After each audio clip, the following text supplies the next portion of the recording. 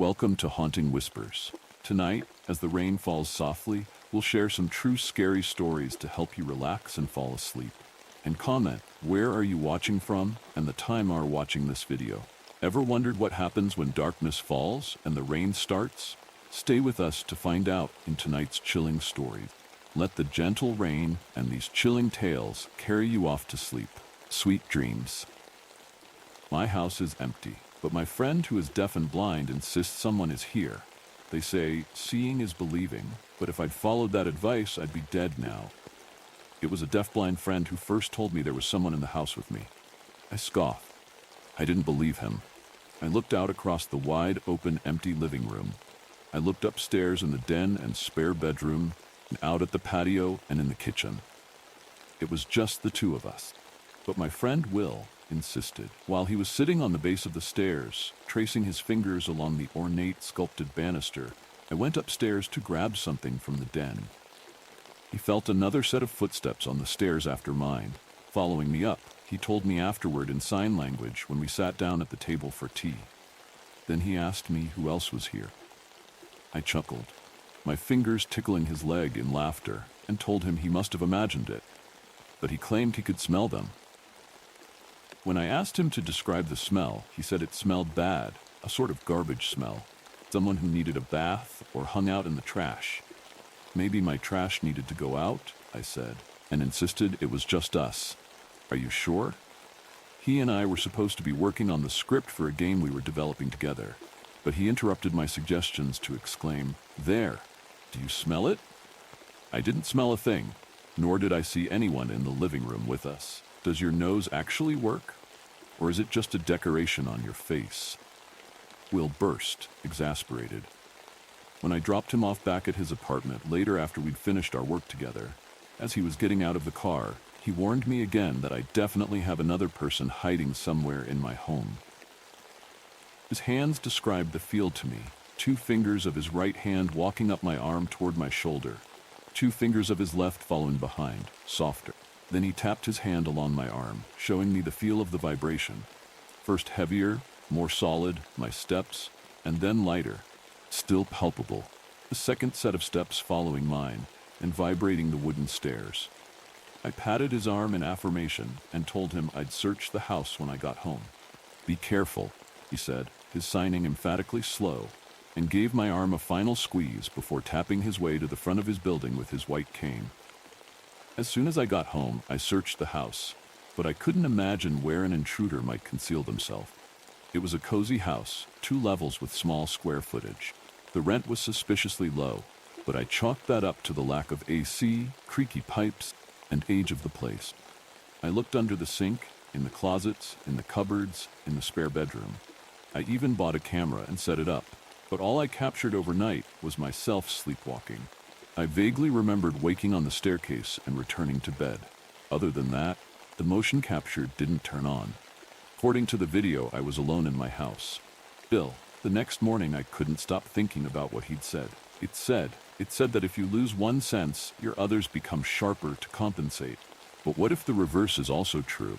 Was my reliance on my eyes causing my brain to shut out my other senses? What if I tried closing my eyes?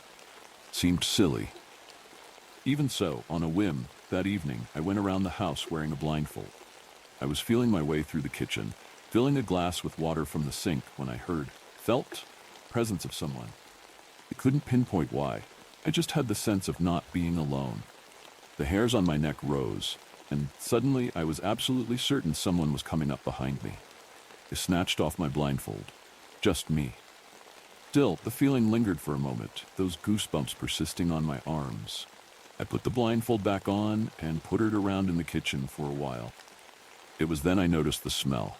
Rotten meat, like unwashed flesh, spoiled and awful, and it was so faint, just wafting occasionally. The hairs on the nape of my neck stood up. I went upstairs, trying to follow the smell, but I lost it almost immediately when I went into my den. I came back downstairs, my fingers lightly tracing the wall. Thud, thud, thud. I stopped because I felt footsteps behind me.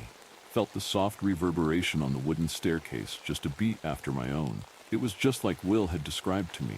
Someone was here, right behind me. I felt cold breath on my ear. I tore off the blindfold and whirled around. The staircase was empty. That night, as I lay in bed, I had trouble drifting to sleep. I was afraid of what might happen overnight. And sure enough, I woke up on the stairs, sleepwalking. But instead of returning to bed, I tried to keep myself in that dreamy state and I held my eyes closed. My arm was cold. It took me a moment to realize that someone was holding my hand, a touch of icy fingers drawing me forward, those dead fingers leading me up the stairs. Every instinct told me to tear my hand away and run, but I let the dead hand guide me up until I was on the landing. The rotten smell made my eyes water as the door to the spare bedroom opened.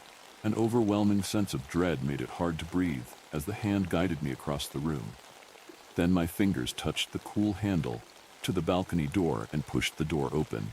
Fresh air gusting around me. I yanked back, terror shooting through me, and rushed for the light switch. I was alone again. I'm now looking for a new place to live. Will is right. I'm not alone, and my life is in danger every night I stay here. I've got to get out as soon as I can. But my budget is tight, and housing is scarce in this area.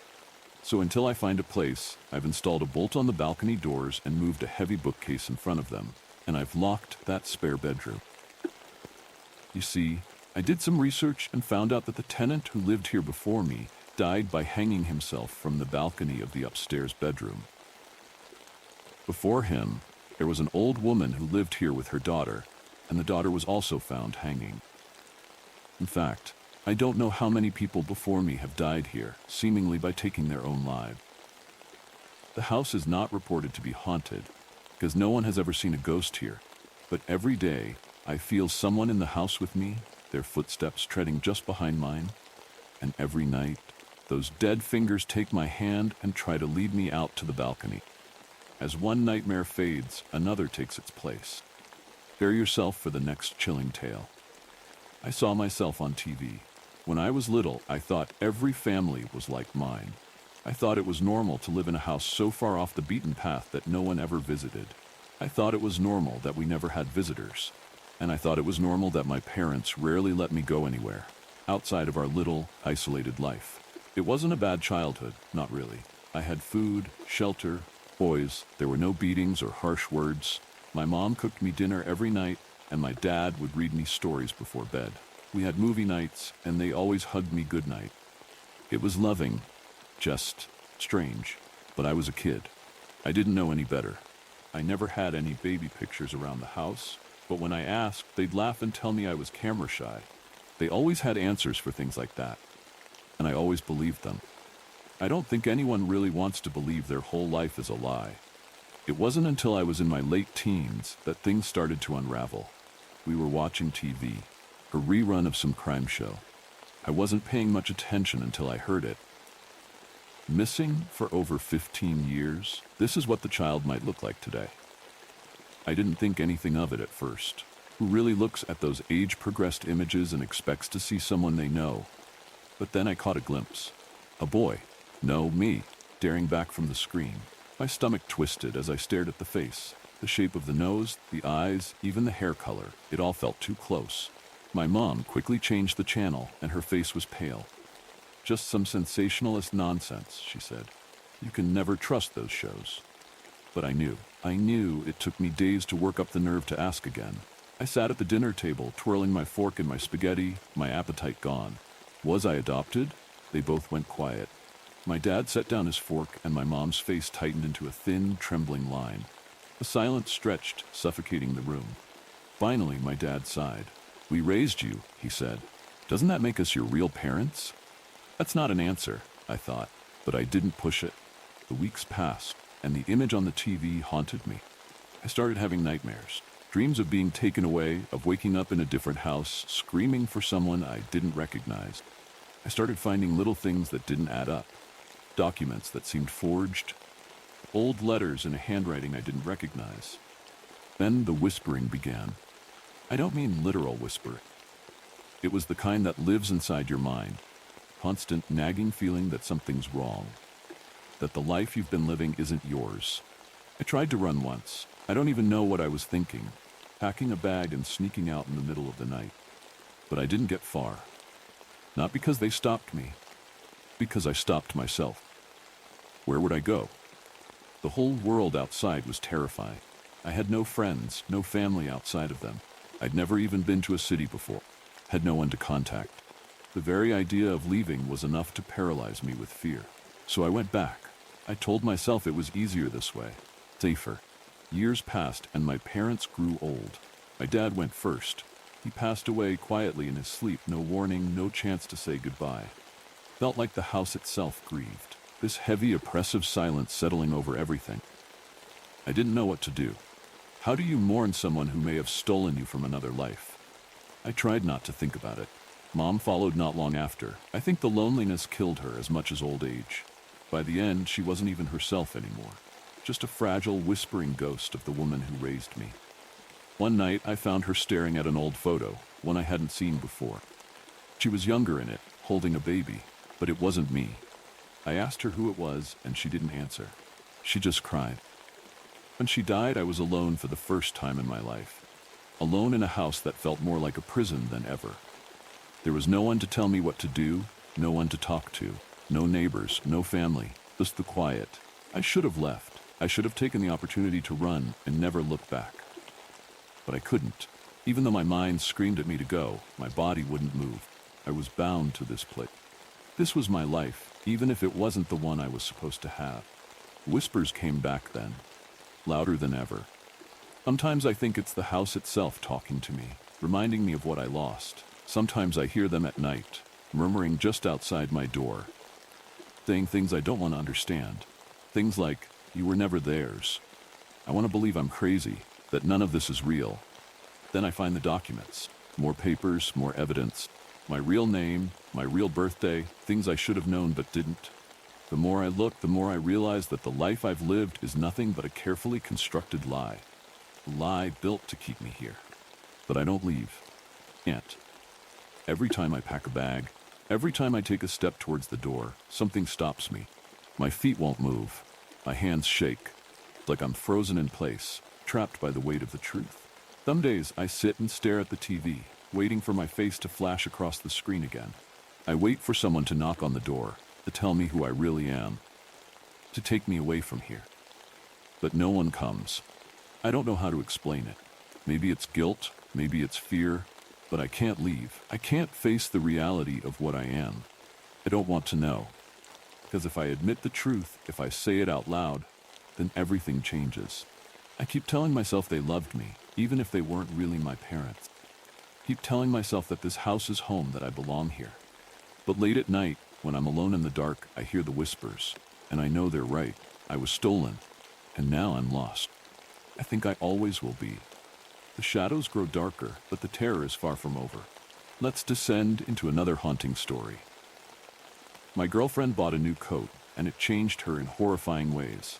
She was so pleased with herself, and you know that feeling. You've worn an outfit that turned you into someone else, someone prettier, someone funnier, someone better. But Alyssa's coat didn't simply turn her into a new person. It turned her inside out. Like a doe-eyed dog, my girlfriend bounded into the kitchen with a fresh shopping haul to present. I smiled and started to nod my head in approval before I'd even seen what my girlfriend bought. It was a practiced response.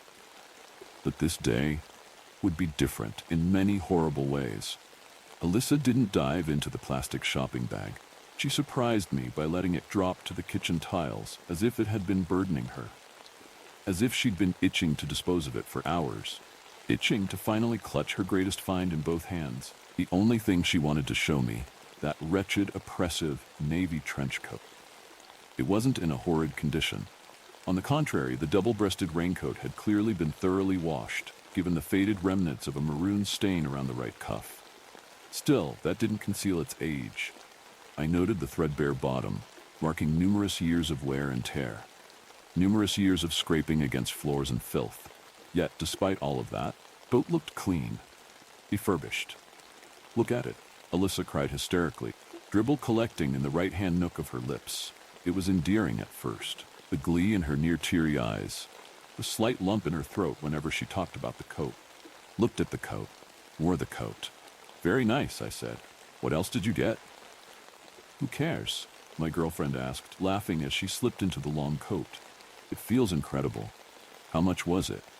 I asked, grinning as she twirled jubilantly, letting the lower half of her coat flow outwards.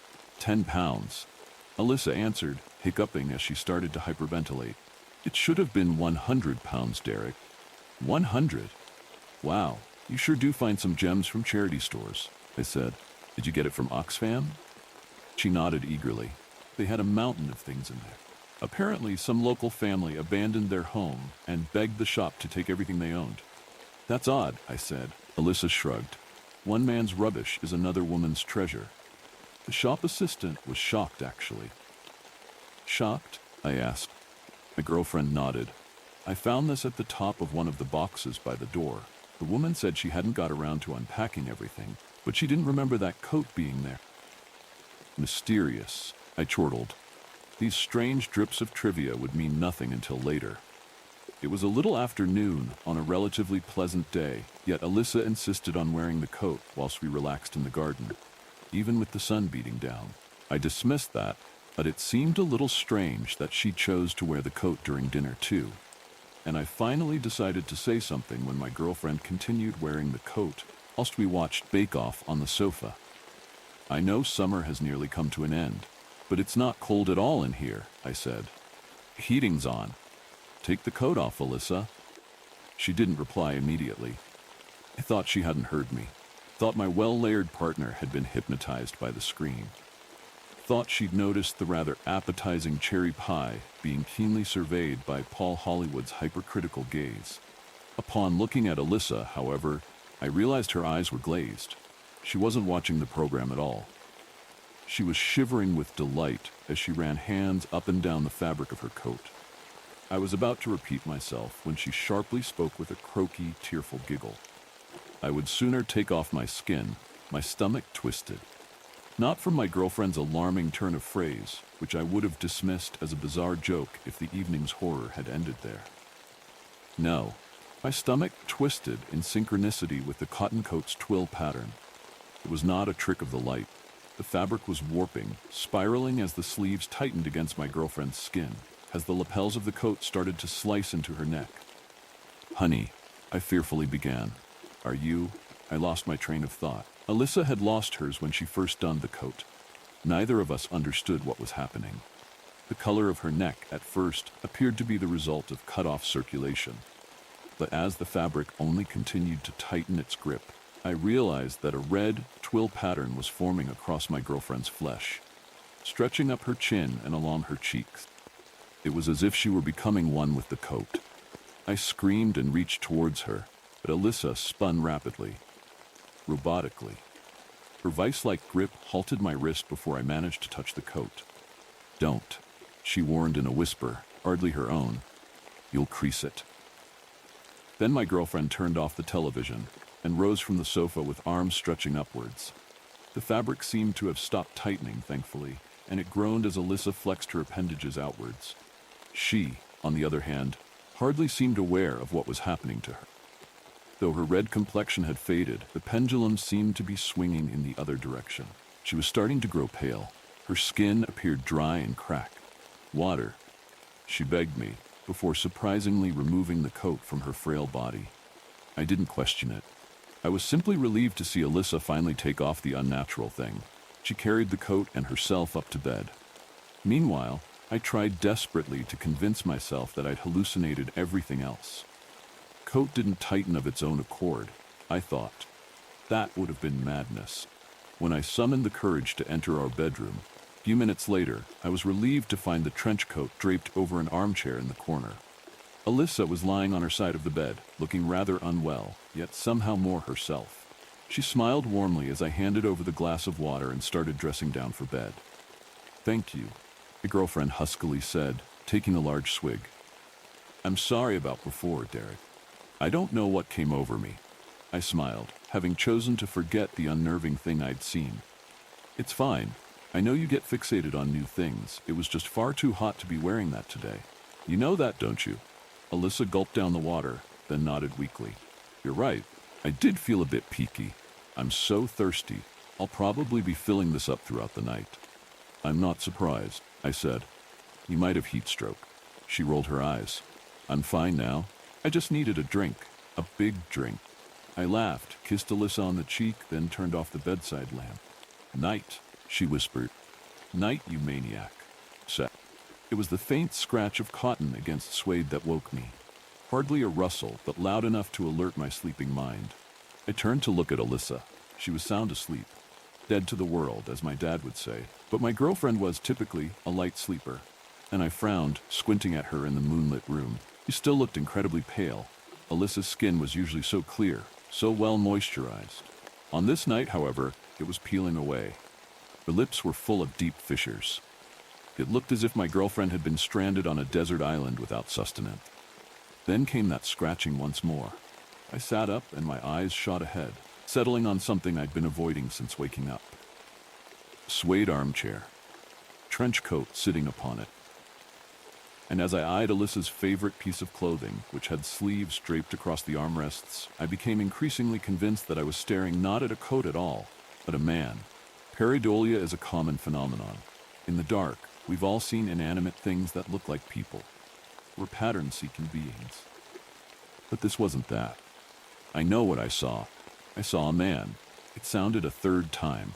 Just as I was about to dismiss everything and lie back down, there came another rustle. Only this time, I was looking directly at the source of the sound, looking directly at the coat as it shuffled in the seat, almost imperceptible. Mouth gaping to release a silent screech, I spun around to check that I hadn't lost my mind. Alyssa was definitely lying beside me. She wasn't sitting in the armchair. But I knew I hadn't imagined things. I knew I'd seen the coat move in the moonlight pouring through slightly parted curtains. I knew there was a blackened shape wearing the awful item, which trailed down to the carpet. And when I returned my gaze to the armchair, preparing to be met with the oh-so-ordinary sight of a static coat, I was met with a terror beyond human understanding. There stood a lightless gang figure at the end of the bed, wearing the long, navy trench coat, and eyeing me with something that was not a face, was not anything but blackness. I yelled until my lungs deflated, fumbling with the bedside lamp and almost knocking it over as I turned it on. In response to the racket, Alyssa finally woke from her deep slumber, but it was too late. As if cowering under the harsh, revealing glow of the lamp, coat tumbled to the carpet, and the dark figure was gone. Alyssa doesn't believe me, even when I pointed at the damp trail leading across the carpet from the armchair to the coat at the end of our bed. I told her I didn't move it. Didn't leave that foul-smelling trail of water. But she doesn't believe me. I know that it was all real. Proof is there on her skin, the telltale twill pattern on her neck and cheeks. My girlfriend continues to absent-mindedly dismiss it as a unique rash, but she isn't herself. She seems to have forgotten whatever she briefly realized for long enough to remove the coat, and she started wearing it again. I tried to throw the damn thing out, but it always finds its way back into our home, back onto Alyssa's body. It's draining her. Drinking from her. I realize that now. Draining the water from her body and claiming it for itself. It wants to become stronger. That's what I believe. It was crooked and unbalanced on that first night, but with every passing day, it grows in strength. I feel that. I see the wet carpet trail growing, spreading throughout the house as something wanders our halls every night. I want to leave, but I have to save Alyssa. No matter how much she drinks, she becomes weaker. I don't want to know what happens to us when the creature has had its fill. From one horror to the next, the whispers of the unknown are never truly silenced. Brace yourself for what's coming. The Hitchhiker. It was about 3 years ago. I was coming home late one foggy night from work. I came around the bend in the road, and standing there was an old man. His hair was scruffy and white, and he stood with a cane and hunchback. He had his long, narrow thumb up, and I have to admit, I felt a little sympathy for the old man. It was late, so I pulled up beside him and rolled my window down. "You need a ride, sir?" I asked him. He didn't say anything, just nodded his head yes. I told him to come around and hop in the passenger, and he did so. He smelt of smoke and ashes. That's when the man finally spoke, his voice raspy, which made me immediately make the connection on why he smelt of smoke. "Thanks, my name's Jack." I gave a slight smile and said back, "Thompson, Mark Thompson and no trouble." "So do you live near here?" I asked. The old man hesitated at first but responded, Not too far. I shrugged and figured he'd tell me the directions along the way. Are you from here? Jack asked me. Yes, I've lived here my whole life, I answered. So you've probably heard, Jack replied slowly. Heard about what? I asked. The old mansion, he said. I guess he could tell by my face that I was confused and had never heard of that place before. Back in 1962, a family had lived in a mansion in the woods. A dirt path would lead you to it. They were the wealthiest family in town. They owned almost all the business, basically ran this place for a good while. He said, though, it's easy to let money get to your head. It is the root of all evil. I do so believe. You see, the father of the house got greedy with his money and basically subjected his family to mistreatment and neglect. He wanted all the money to himself, and to make sure that no one would take away his fortune, he simply ordered his men to execute his wife and 3 children, who were all girls. Paused in his story but kept going soon after. The father, although left with great fortune, now had no one. Through the years of living in almost solitude, it drove him mad. He eventually lost it and shot himself in that very mansion. It's been abandoned ever since. Finally finished. Whole time the man told this story, I had an eerie feeling rise within me and chills rolled down my spine. That's a pretty creepy tale, I told him. You sure know a lot about that place. Jack turned to face me and said, I've been here for a long time now. I've witnessed some things you'd never believe. I noticed up ahead there was a turnoff, a dirt road that lead into the woods. That's my spot up ahead. You can drop me off at the path. I can walk the rest of the way down. Jack said. Be sure? I asked, eyeing his cane. Oh yes, I'll be fine, said. All right. Pulled up to the road and let him out. He thanked me again before closing the door and walking off deeper into the path.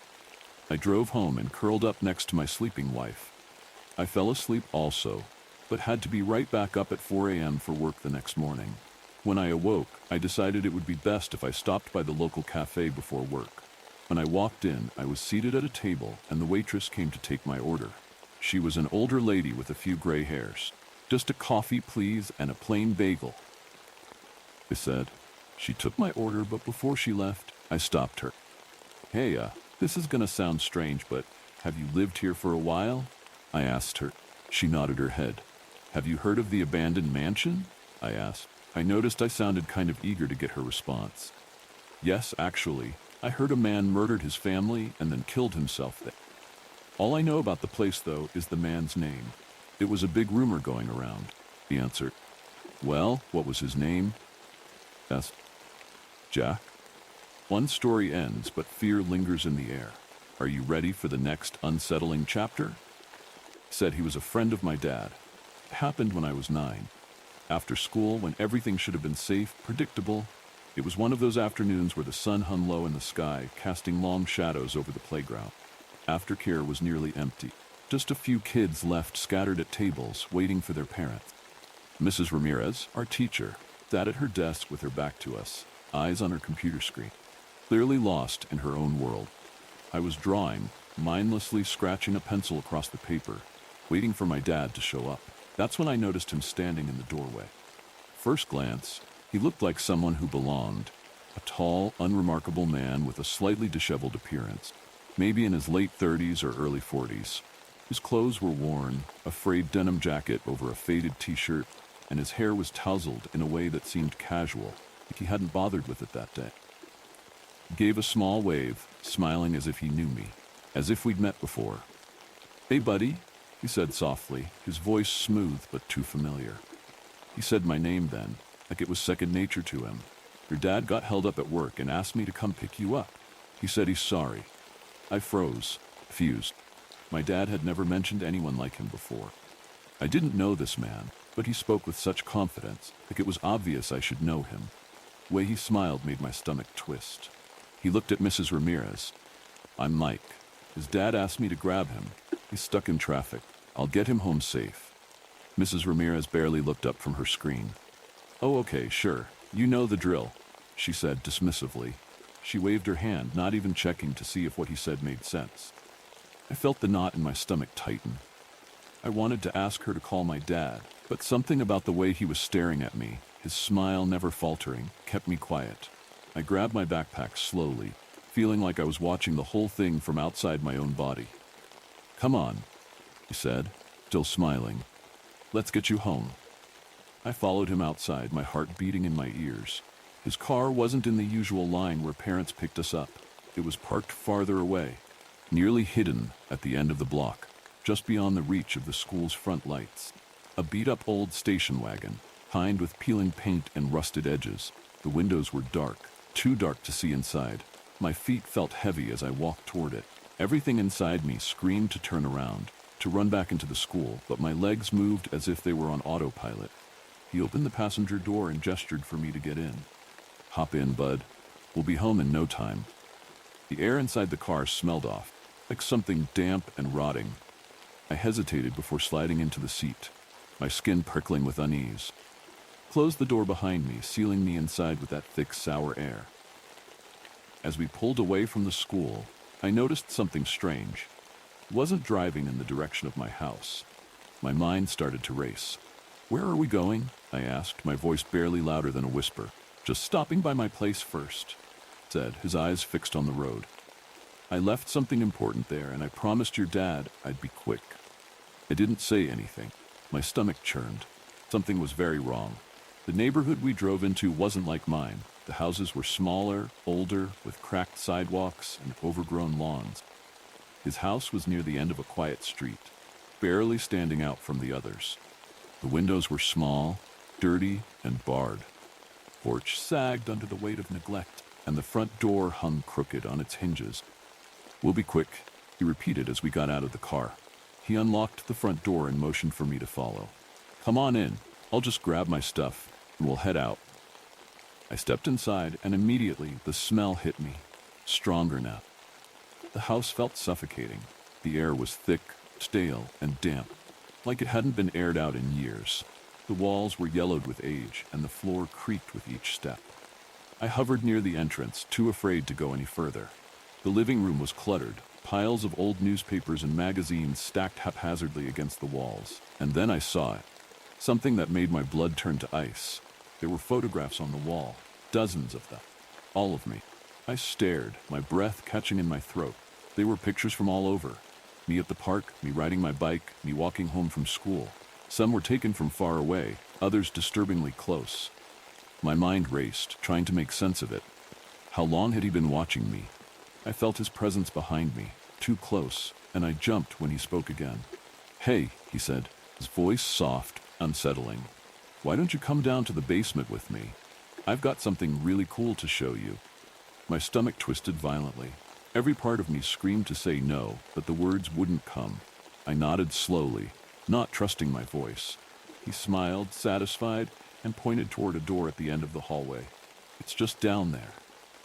He walked ahead, leaving the door slightly open. I heard the creak of the stairs as he descended into the darkness. The air from the basement felt colder, heavy, as if something was lurking down there, waiting. "Come on," he called up, his voice echoing from below. "Come see what I've got for you." I stood at the top of the stairs, my heart hammering in my chest. I could hear his footsteps down there, slow, deliberate. He called my name again, his voice more urgent this time. Something told me if I went down those stairs, I wouldn't come back up. I bolted for the front door, my hands fumbling with the lock.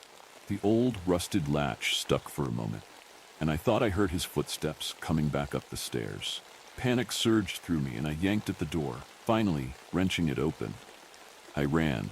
I sprinted down the street, my lungs burning, my legs aching. I didn't stop until I reached the house a few doors down. I pounded on the door, tears streaming down my face, barely able to speak when someone finally answered. Police were called. They took me in, and I sat wrapped in a blanket, trembling in the back of the squad car, trying to explain what had happened. But even I didn't fully understand it. When they entered his house, they found more than I could have imagined. The basement was worse than anything I had pictured in my mind. Photos, hundreds of them, covered every inch of the walls. They were all of me. But there were other rooms, and those rooms held secrets darker than I could comprehend. There were boxes, dozens of them, filled with photographs of other boys.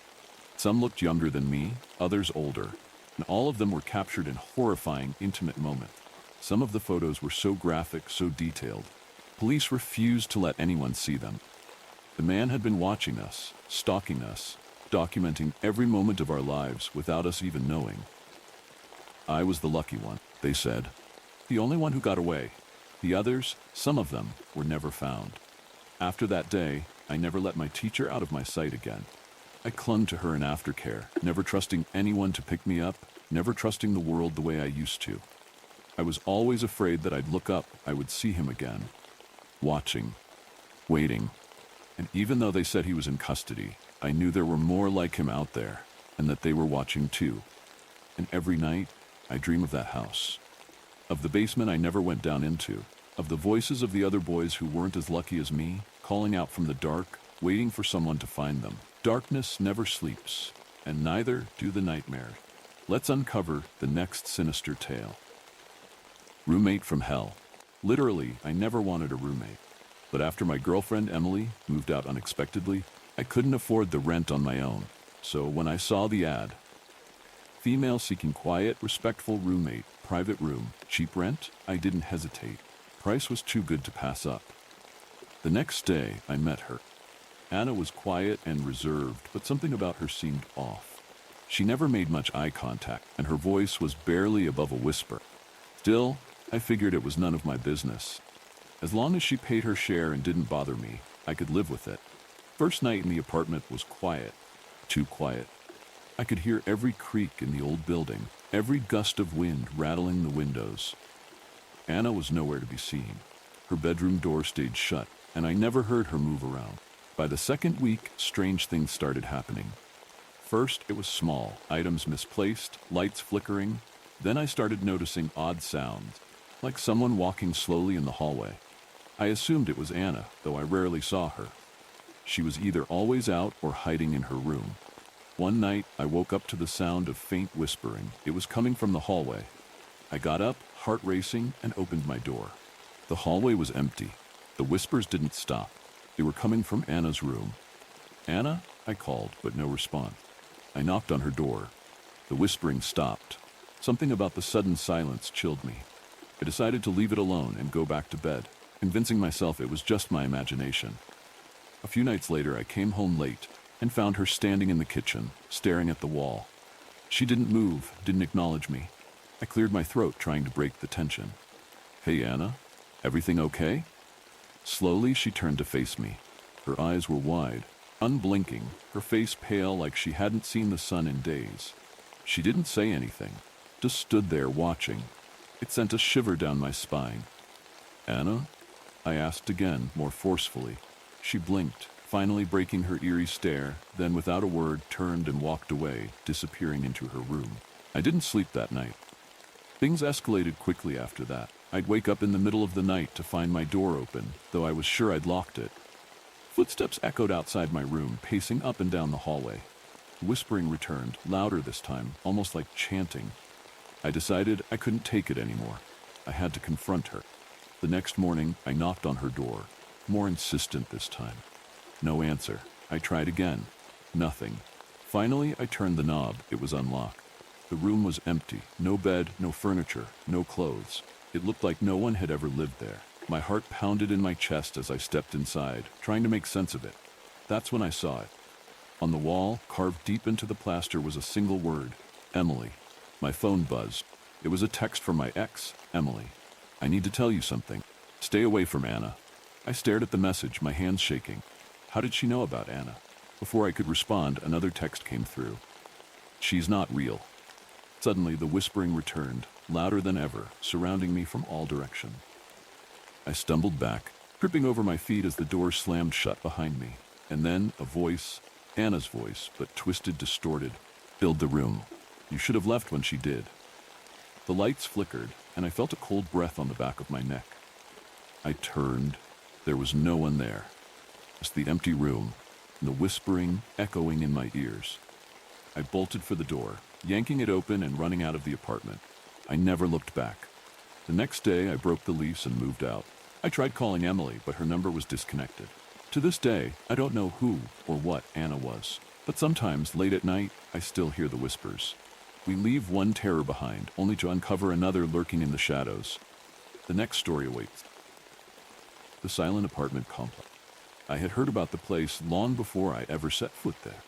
It was one of those stories that floated around the fringes of journalism, whispered over drinks by veteran reporters who had heard about it but never dared to go. An apartment complex where tenants vanished without a trace, where strange events drove people mad, leaving only hushed rumors in their wake. No one knew how many had disappeared from there, but the number was enough to earn it a reputation that drew me in like a moth to a flame. I was a reporter, after all, and if there was a mystery begging to be unraveled, I was going to be the one to do it.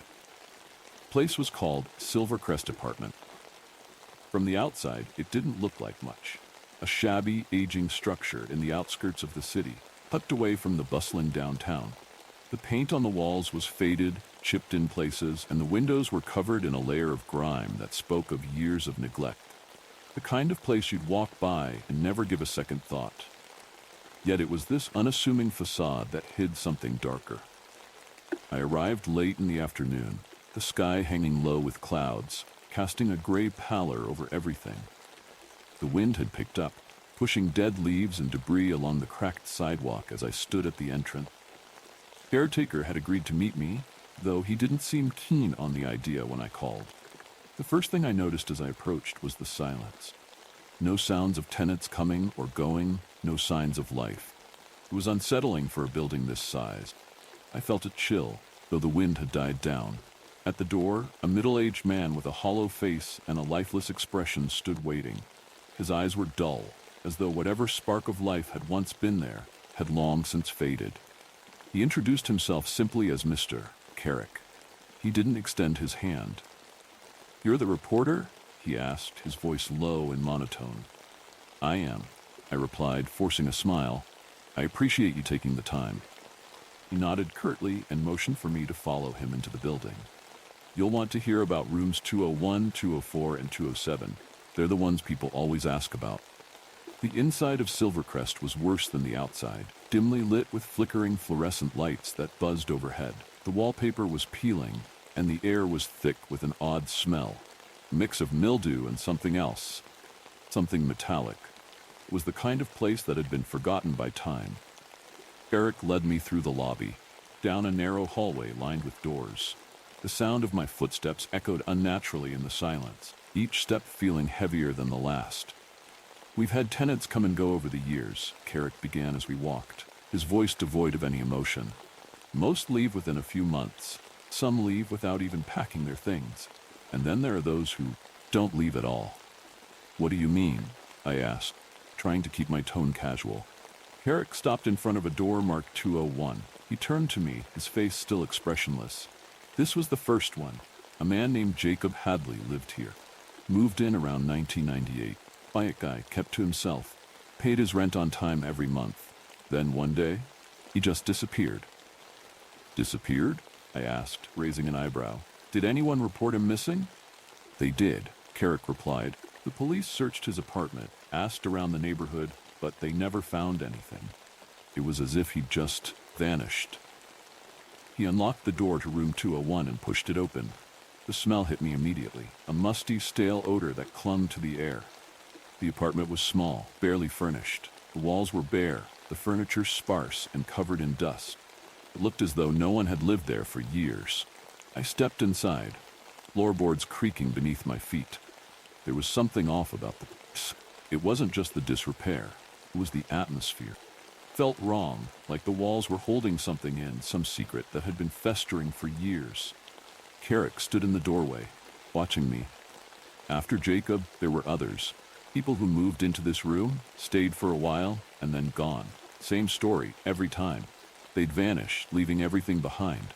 The police stopped coming after the third or fourth disappearance. Said there wasn't enough evidence. I walked through the apartment, running my hand along the dusty surface of a table. "What do you think happened to them?" Carrick's expression didn't change. "I don't know. All I know is that people who stay in this building for too long, they change. They stop being themselves." "What do you mean by change?" He didn't answer right away, but I could see a flicker of something in his eyes. "Fear, perhaps. I've seen it happen. People start acting strange, like they're losing parts of themselves. It starts small, they forget things, they stop talking as much, then they stop going out altogether. And then one day, they're gone. I felt a shiver crawl up my spine, but I pushed the feeling aside. I wasn't here to be spooked. I was here to find the truth. "What about room 204? I asked. Carrick didn't respond, but he motioned for me to follow him again. We walked down the hall to the next apartment, the door slightly ajar. The faint light from inside flickered like a dying candle. He pushed the door open with a creak, revealing a room similar to the first, small, empty, and cold. "This one was different," he said. "A woman named Sarah Drummond moved in around 2005. She was peculiar, always talking about hearing things, seeing shadows in the corners of her eyes. She said the apartment was alive, that it was watching her." I took a step into the room, the air colder here than in 21. The walls were covered in scratch marks, deep gouges in the plaster as if someone had clawed at them in a fit of madness. "What happened to her?"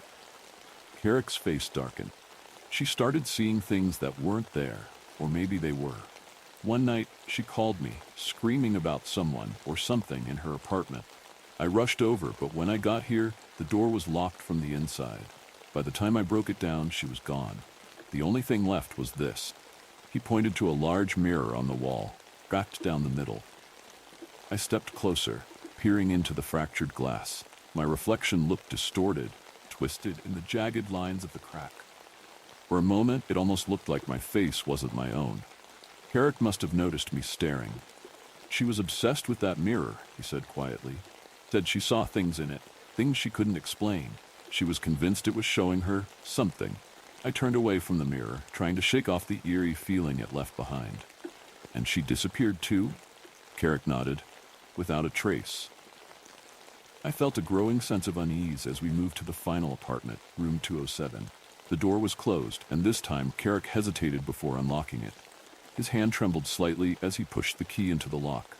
"This one's recent," he muttered. "A man named Ethan Carlyle. He moved in last year. Everything seemed fine at first, but then the same signs." He stopped answering his phone, stopped leaving the apartment. "The last time I saw him, he looked hollow." "Hollow?" I asked, my voice barely a whisper. Eric opened the door to 207. I stepped inside. The room was darker than the others, the light from the hallway barely penetrating the gloom. There was an oppressive heaviness to the air, like the walls were closing in. The apartment was a mess. Clothes and belongings scattered everywhere, furniture overturned. On the floor, I noticed something strange. A series of symbols scratched into the wood, like some kind of ritual had taken place. "What is this?" I asked, crouching down to get a closer look. Carrick didn't answer right away. He stood in the doorway, his face pale. "Ethan," he was trying to stop it. He thought he could fight whatever was happening to him. "What was happening to him?" I demanded, my heart pounding in my chest. Eric's voice was barely audible.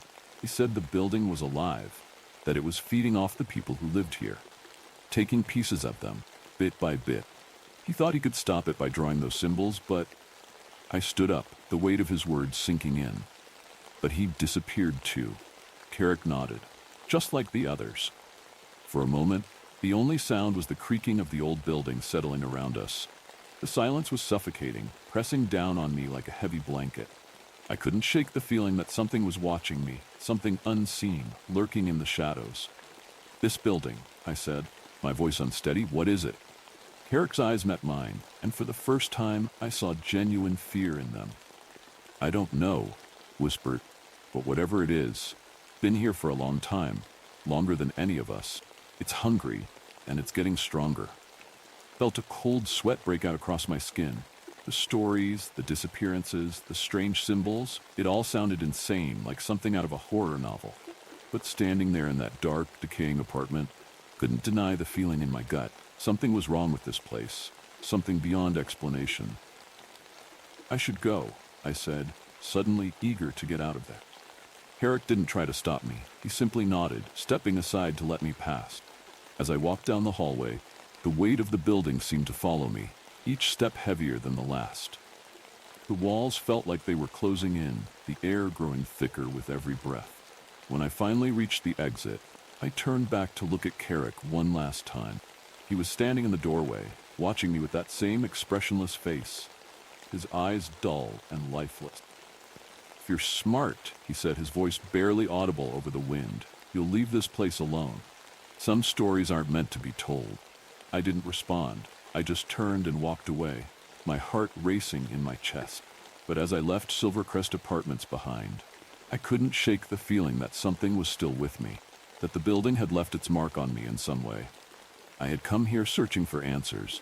All I found were more questions. Questions I wasn't sure I wanted the answers to. 3 days had passed, and I couldn't stop thinking about the apartment. The stories, the symbols, the strange feeling of being watched, it all lingered in my mind like a dark cloud. I tried to push it aside, tried to focus on other stories, but Silvercrest haunted me. I found myself going over my notes again and again, trying to piece together the mystery. There had to be something I missed, some clue that would explain everything. But the more I delved into it, the more obsessed I became. And then, late one night, I received a message. It was from an unknown number, but the text was clear. "Come back to 207. My blood ran cold. I hadn't told anyone about the apartment, about the things I had seen. So how did someone know? Against my better judgment, I grabbed my coat and keys. I knew I shouldn't go back. Knew that whatever was waiting for me at Silvercrest wasn't something I wanted to face. I couldn't stay away. As I drove through the empty streets, buildings around me seemed to blur, the city fading into the background. The only thing that mattered now was finding out the truth. When I arrived at Silvercrest, air was thick with the same oppressive silence I remembered. The lights in the lobby flickered as I stepped inside. Familiar smell of mildew and rot filling my nostrils. I made my way to room 207, a heart pounding in my chest. The door was open just like last time, but this time I knew something was waiting for me inside. Taking a deep breath, I stepped into the darkness. The room was darker than I remembered. It seemed impossible. The light from the hallway should have illuminated the space, but it stopped dead at the doorway, as if something in the room swallowed it whole. I stood there, frozen in place, my eyes straining to make out shapes in the gloom. Everything in me screamed to leave, but I couldn't. The pull of whatever had drawn me back was too strong. I had to know. The door to room 207 creaked shut behind me, though I hadn't touched it. The sound echoed in the silence, and I felt a chill creep up my spine. My breath was shallow, barely audible as I fumbled for my phone, switching on the flashlight. The beam cut through the thick darkness, casting long, jagged shadows across the floor. And then I saw it. The symbols. They were the same ones Carrick had pointed out on my last visit, scratched deeply into the wooden floorboards in front of me. Now there were more. The markings had spread, covering almost every inch of the floor in erratic patterns. They weren't just scratches anymore.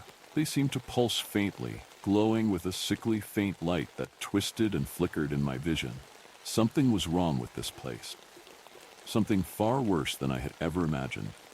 I crouched down, running my fingers along the edges of the symbols, feeling the deep grooves. They were cold, unnaturally so, as if they had been etched with some ancient, malevolent energy. As I touched them, the light from my phone flickered, then dimmed. Temperature in the room dropped abruptly, my breath turning to mist in the air. I jerked back to my feet, scanning the room with the fading light of my phone. A sense of dread washed over me. This was no longer just a place of forgotten tenants and strange disappearances. The building itself was alive, breathing, watching, waiting. "Who's there?" I called out, my voice shaky, breaking the silence. No answer. The darkness seemed to shift, shadows flickering at the corners of my vision. And then I heard it, whispers, soft and indistinct, coming from somewhere deeper in the apartment. Spun around, shining my light toward the source of the sound. The whispers grew louder, filling the room, but I still couldn't understand them. They weren't words. They were more like fragments of thoughts, fractured and disjointed. But the tone was unmistakable, desperate, pleading. I followed the sound, my heart pounding in my chest, the flashlight trembling in my hand. The air felt thicker with each step, as though I were wading through something unseen. The whispers grew louder, and then I realized they weren't just coming from one direction. They were coming from everywhere. And then I saw the mirror. It was the same cracked mirror Carrick had shown me during my first visit. The jagged fracture down the center seemed even more pronounced now, as though the glass were barely holding itself together. The whispers seemed to converge here, their frantic tones rising, becoming a cacophony of fear. I approached the mirror, the light from my phone flickering wildly as I did. My reflection in the shattered glass looked distorted, twisted by the cracks. But as I stared, the reflection began to shift slowly at first, then with growing intensity. It wasn't me anymore. In the fractured mirror, my face had changed. My features were smeared and stretched, my eyes hollowed out, dark pits where they should have been. I stumbled back, my heart racing. The whispers in the room intensified, becoming nearly unbearable, but they were no longer incoherent. They were chanting something that I couldn't quite make out, but the rhythm of it sent a wave of cold terror through me. I wanted to run. Every fiber of my being screamed for me to turn around, leave the building, and never come back. But my feet wouldn't move. I was rooted in place, staring at the twisted reflection of myself in that broken mirror. And then the reflection moved. It turned its head toward me, not a reflection of my movement, but a separate, independent action. My heart stopped for a moment as the thing that wore my face smiled. Cruel, empty grin that spread too far across its distorted features. The light from my phone blinked out. Darkness enveloped me, and the whispers stopped. For what felt like an eternity, I stood there in the pitch black, listening to the silence, waiting for something, anything, to happen. My breath came in shallow gasps, and I could feel my pulse thudding in my ears. But there was nothing. Just silence. Then, slowly, the temperature in the room began to rise. Warmth crept back into the air, but it wasn't comforting. Felt wrong, thick and suffocating. My phone buzzed in my hand, its screen flickering back to life, casting a weak light over the room. I glanced at the mirror. It was gone. The mirror, once hanging on the wall, had disappeared completely. In its place, the wall was blank, as if it had never been there. I spun around, shining my light over the room, my mind racing. What the hell was happening?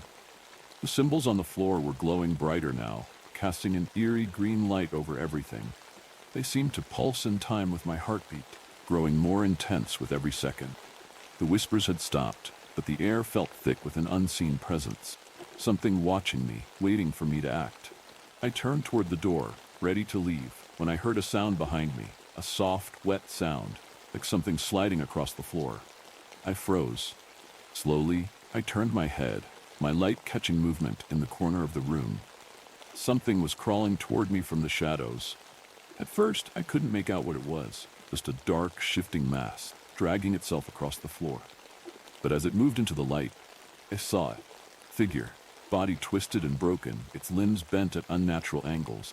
Its skin was pale and slick, as though it had been submerged in water for far too long. And its face, oh God, its face was blank. No eyes, no mouth. Just smooth, featureless skin stretched over a skull. Stumbled back, my breath caught in my throat. The thing continued to crawl toward me, its movements slow and deliberate, the sound of its dragging limbs filling the room. It was one of them. One of the things Carrick had warned me about, the hollowed-out remains of the tenants who had disappeared from this cursed building. They hadn't left. They had been consumed, absorbed into whatever darkness lived here. And now it was coming for me. I turned and ran. I didn't care where I was going. I just needed to get out. My feet pounded against the floor as I raced down the hallway, the air growing colder with every step. The walls seemed to close in around me, the darkness pressing against my skin like a living thing. Behind me, I could hear the wet, dragging sound growing closer. I reached the door to the stairwell and threw it open, nearly tripping as I scrambled down the steps. My mind was a blur of panic and fear, my only thought to get as far away from that room as possible. The stairwell felt like a maze, twisting and turning in ways that didn't make sense. I should have reached the lobby by now, but the stairs seemed to go on forever, the shadows deepening with every turn. The air was thick with the stench of decay, and I could feel the presence of something, something, lurking just out of sight. Finally, after what felt like an eternity, I burst through the door and into the lobby. Carrick was there, standing by the entrance, his face as expressionless as ever.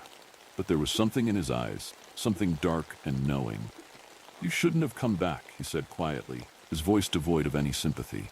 I staggered toward him, my breath coming in ragged gasps. "What the hell is this place?" I demanded, my voice trembling with fear and anger. "What's happening to me?" Carrick didn't answer. He simply shook his head, faint, almost pitying smile playing at the corners of his mouth. "You came looking for a story?" he said softly. "And now you're part of it."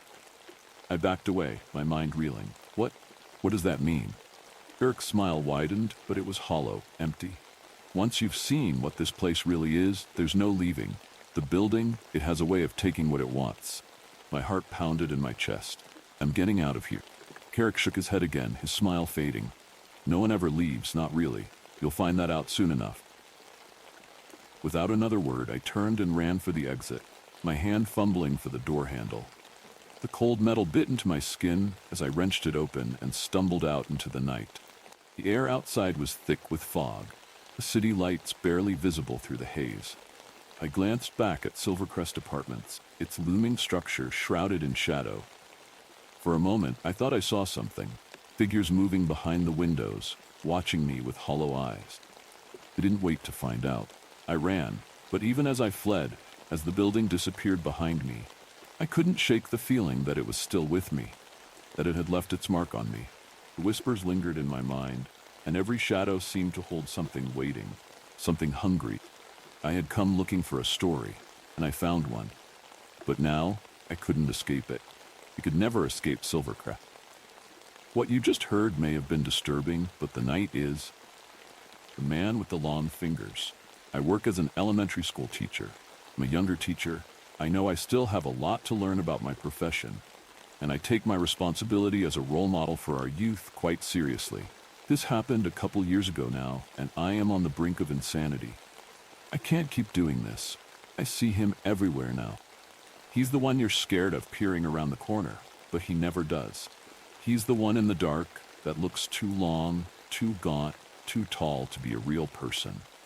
You write him off as a pile of laundry lying in the dark, but he can see you looking at him.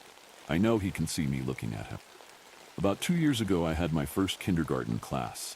I was a fresh hire, and I wanted to really make an impact in the school and in these kids' lives. I had been student teaching and really didn't feel connected to my students. And at that age, connection is the difference between listening and misbehavior. On the first day, all the kids arrived and were apprehensive of each other at first. But clearly there were some who had gone to preschool together, and they started to get along better. We did a short craft where the kids painted paper plates with their names on them.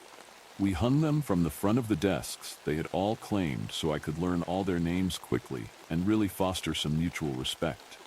I noticed that there was a little girl sitting on her own, Ava, refusing to cooperate with the group. She looked tired. Her cheeks were pale, and her head was usually on her crossed arms. As the day came to an end, the kids were funneling into the hall to be picked up or shipped off in a bus. I had seen Ava's parents drop her off in a hurry that morning, so I figured I could catch her parents as she left. I asked Ava if she was okay if I walked to her mom's car with her. She just nodded and kept her head down. It really bothered me that Ava didn't want to have the kind of connection I wanted. So when Ava's mom came to pick her up, I asked her if Ava had been feeling well. I told her that she had been a little secluded from the group and dozing off in class. The mother looked like a bird of prey.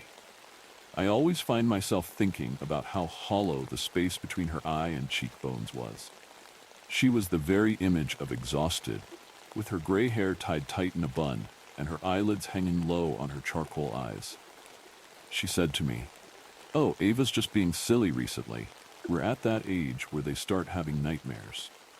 I asked what she meant, but she explained that she was in quite the hurry to get home. So I walked back inside and began to gather my things. After the first day, Ava continued to be a reclusive creature, and I really started to feel bad that she wasn't able to find anyone to play with her at recess.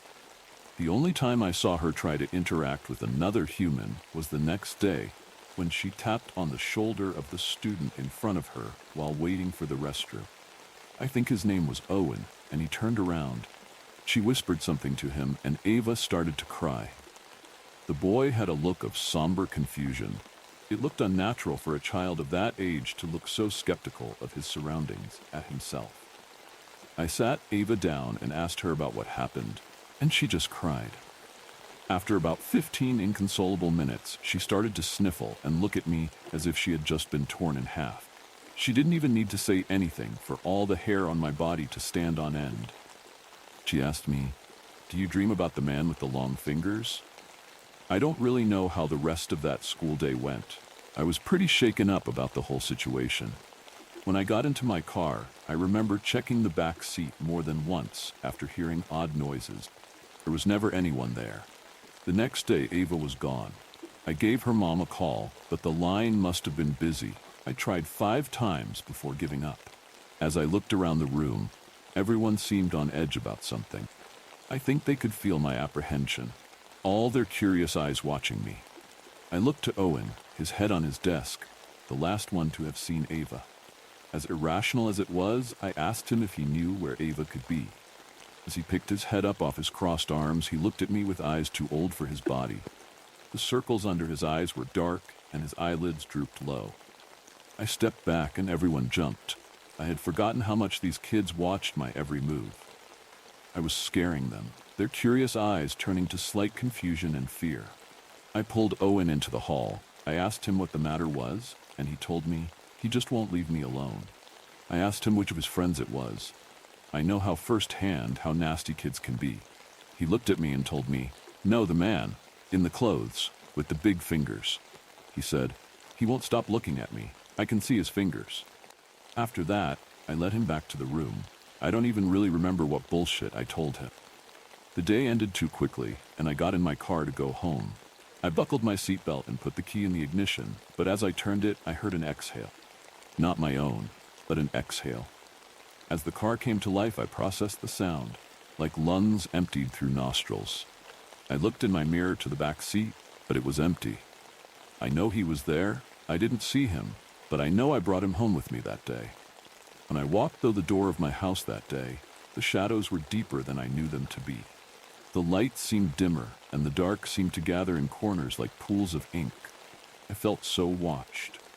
I saw the world the same way a scared kid would.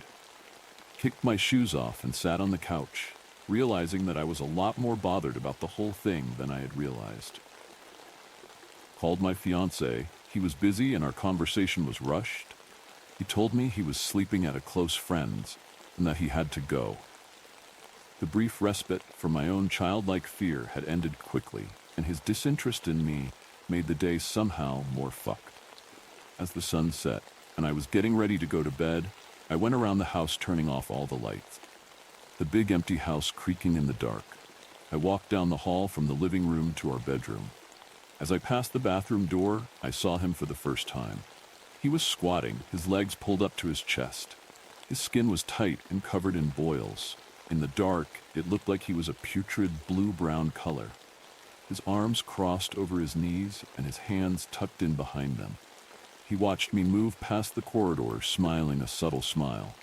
I saw this out of my periphery, but it was clear. I doubled back and he was replaced with our overfilled hamper sitting in the dark. I flicked on the light and investigated. The room was certainly empty, and as I turned off the light on the way out, I saw in the mirror a dark gray-brown hand wrapped around the shower curtain. I turned the light back on, and it was gone. At this point, I had convinced myself that I was seeing things. Maybe I was tired and a little scared without my usual companionship in the house. I laid down to sleep with the TV on the Food Network. I always found it easier to sleep with the TV on, and so I fell asleep listening to Chopped. When I woke up, the clock said 2 a.m., and I turned around onto my other side to go back to sleep. My fiancé's pile of dirty laundry was taking up more space than usual, and I felt that childlike fear crawling down my spine. My eyes traced the familiar shapes in the pile. His college t-shirt, a pair of jeans, and finally I found myself tracing a shape that wasn't at all familiar. 2 hands stuck out from the laundry, and from inside the pile I swear I saw 2 beady yellow eyes. Not glowing eyes, dark eyes, glossy eyes. I stared, paralyzed in fear. I didn't dare move. I stared hard, hoping that if I looked hard enough, that the relaxed hands sticking out of the pile would disappear as apparitions of my overactive imagination. I stared until the clock read 3 a.m. The hands stayed, and the eyes began to rise. It took hours. It was 4 in the morning when I could start making out his grotesque skin in the barely present light from the TV. He was raising his head, and I could see him so clearly. I could see his too long face every time the screen showed a particularly bright scene.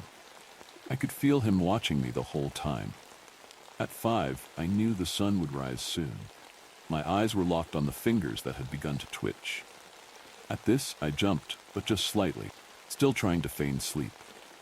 Crooked slight smirk that his too long mouth was twisted into became a wicked, beaming smile as the whole head cocked in a twitch and fell back into the laundry in an instant. The hands pulled themselves into the pile slowly and eventually disappeared. I had had enough. Quickly grabbed the baseball bat that I keep behind the headboard, and in the slowly rising sun, hit the pile of laundry harder than I've ever hit anything in my entire life. Laundry scattered around the room, and he was nowhere. That was 2 years ago. I never saw Ava and Owen again after that. They told me that Ava choked on something in her sleep and Owen fell out of bed. Bullshit. I think he just doesn't like a tattletale. He watches me every night now. It used to only be when I was alone, but now he knows I won't tell anyone, so he pushes the limit. Last night, his hand was wrapped around my bedpost. I woke up to him wrapping the other hand around my ankle. I screamed and jumped and pulled my legs to me. And my fiancé woke up. The hands were gone, but the 2 long marks around my ankles are still there today. I'm scared to tell him about the man with the long fingers. I'm scared what he'd do if I said anything. He touched me last night so that I would break. He's tired of me. I'm about to tell my fiancé this whole story. I am terrified of what the long fingers will feel like on my skin. His hands were so rough. As the echoes of that chilling tale fade into the night, let's delve deeper into another story that promises to keep you on the edge of your seat. My first horror story. Hi, I'm Junisk, and this is my first story. Title: The Disturbing Memory. Carla was a woman of routine, working as an accountant in a small town. She lived alone in a modest apartment and loved her peaceful daily life. Her day started at 6 a.m. with fresh coffee and a local newspaper, followed by a half-hour commute to the office. Occasionally, she would stop at the same bakery to buy a croissant, always greeting the baker with a smile. Her social circle was small, but she had a close friend, Beatrice, with whom she exchanged messages and had occasional conversations. One morning, while preparing her coffee, Carla noticed something unusual. The kitchen mirror, an old wedding gift from her parents, was covered by a thin layer of dust. It was odd because she cleaned her kitchen weekly. She wiped the dust off, and when she looked at herself in the mirror, she felt a strange sensation, as if something was slightly off. Blaming it on fatigue, she continued with her day. In the following weeks, Carla began to feel a growing sense of discomfort in her home, particularly in the kitchen. Sometimes, while trying to sleep, she felt uneasy, as if she were being watched. There were no clear signs that anything was physically out of place, just a subtle and unsettling feeling. One night, while attempting to fall asleep, Carla heard a faint sound coming from the kitchen. It was barely noticeable, like something slowly moving across the countertop. Getting up to investigate, she found the kitchen silent, everything seemingly in its place. The mirror reflected the dim streetlight, but nothing appeared out of the ordinary. She returned to bed, trying to shake the feeling that something was wrong. Desperate from the growing fear, Carla decided to get rid of the mirror. She placed it in the building's trash bin, hoping it would be taken away with the garbage. However, to her horror, when she returned home that night, the mirror was back on her wall, clean and polished as if it had never been moved. Her discomfort only intensified, and she decided not to spend another night in the house while the mirror was there. She went to stay at Beatrice's house, feeling slightly relieved, still on edge. At Beatrice's house, Carla decided to take a bath to relax. Upon entering the bathroom, she noticed the mirror was fogged up, and she wiped it with a towel. That's when she saw something that almost made her collapse in shock. A terrifying scene reflected in Beatrice's bathroom mirror. A hooded figure was holding Beatrice from behind, and the sight was chilling. The figure's hand, gripping a sharp dagger, was pressed against Beatrice's neck, the blade gleaming menacingly in the faint light. The hooded figure began to move the hand slowly, sliding the dagger with a cold, meticulous touch. The movement was almost deliberately cruel. The blade traveled down from Beatrice's neck toward her chest and then lower, tracing a line along her body. The hooded figure's hand continued its motion, sliding over Beatrice's exposed skin. The dagger now rested beneath her chest, and the figure moved the blade with precision, slicing under one of her breasts while the other hung free. The figure kept the blade in constant contact with the skin, creating an imminent sense of threat and deep discomfort. Finally, the figure's hand descended further, and the dagger began to scrape sharply across the area below Beatrice's abdomen, reaching her pubic hair. The sensation was as intimate as it was terrifying.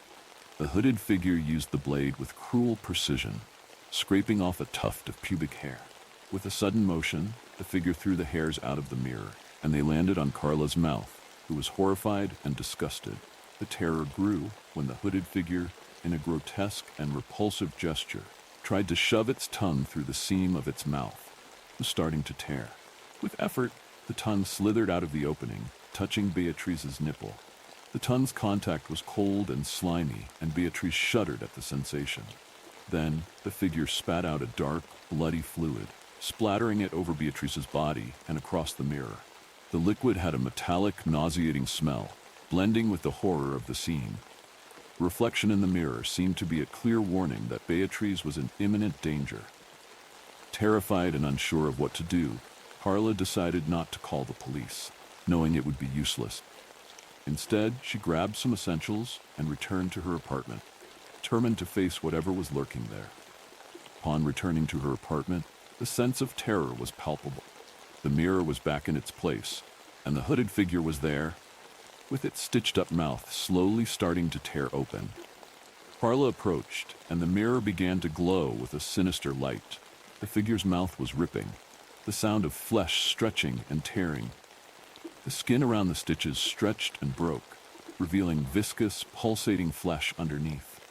The hooded figure tried to speak, but the words came out distorted and muffled, creating a sense of agony and despair. The figure began to send disturbing messages and images of past events where people close to Carla had suffered. The images revealed that Carla had indirectly caused irreversible harm. Now the figure was avenging those actions. Each time Carla returned to the apartment, the presence of the mirror seemed to intensify the terror and guilt she felt. On the same night she saw Beatrice in the bathroom mirror, the situation reached a terrifying climax. Carla was at home, trying to cope with the growing fear. The mirror emitted an oppressive light, and the hooded figure seemed closer and closer to absorbing Carla's essence. The figure's mouth was tearing even more, revealing a grotesque hole. The presence seemed intent on devouring not just her physical being, but also her memories and soul. With a desperate scream, Carla tried to fight the force pulling her toward the mirror. The terror was absolute, and the mirror seemed to transform into a portal to a twisted, oppressive reality. The hooded figure was fully revealed, and Carla was consumed by the mirror, vanishing from sight. The next day, Beatrice was found in her apartment. Carla was missing. The mirror was shattered on the floor, and the apartment was empty.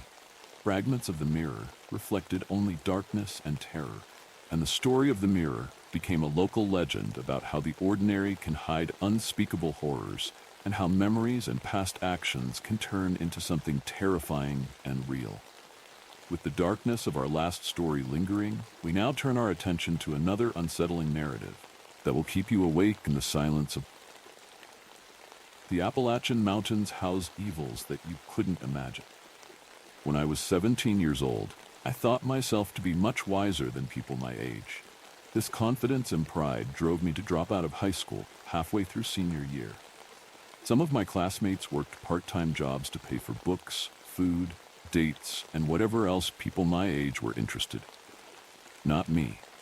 While they all studied and spent their time working retail at their family-owned stores, I left home and applied for several jobs in the town I grew up in, Hamsville.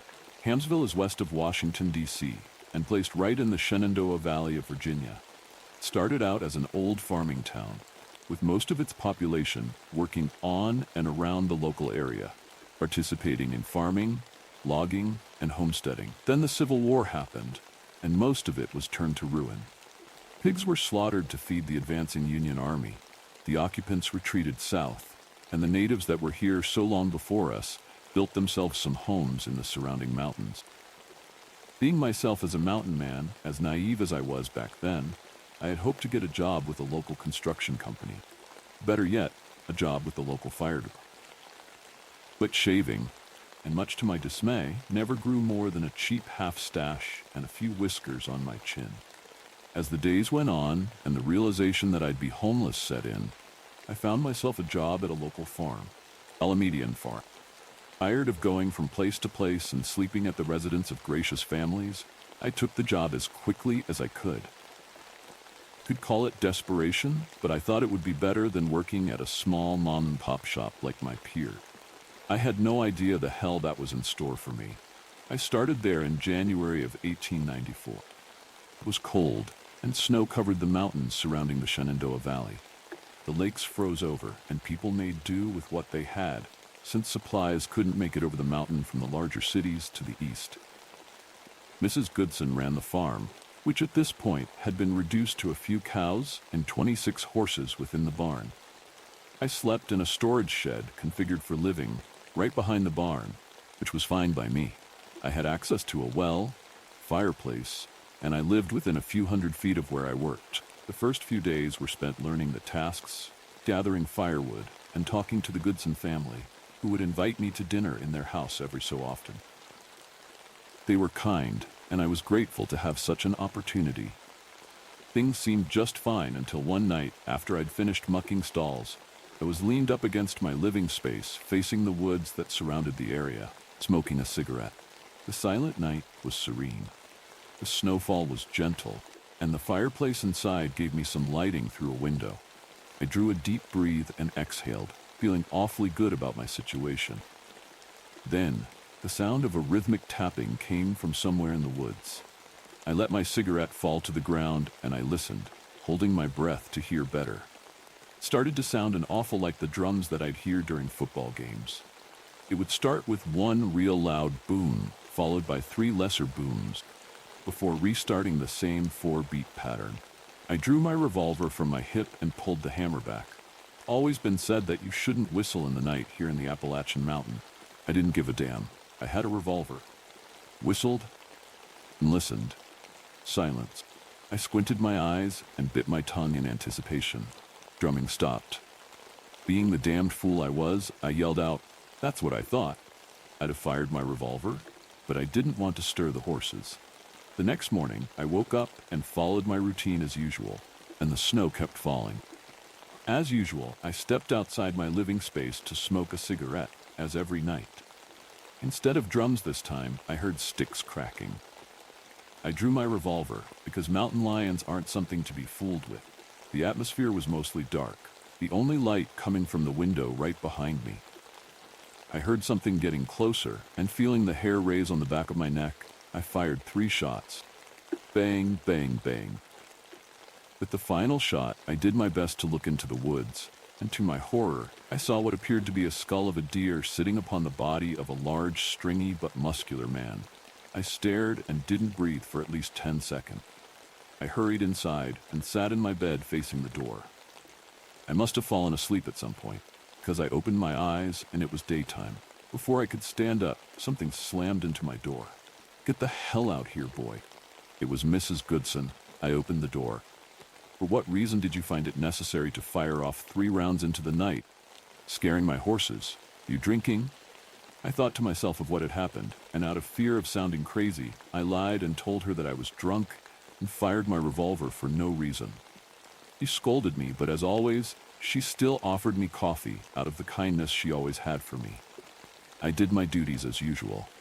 Over the next few days, when I smoked my nightly cigarette, I'd always feel like I was being watched.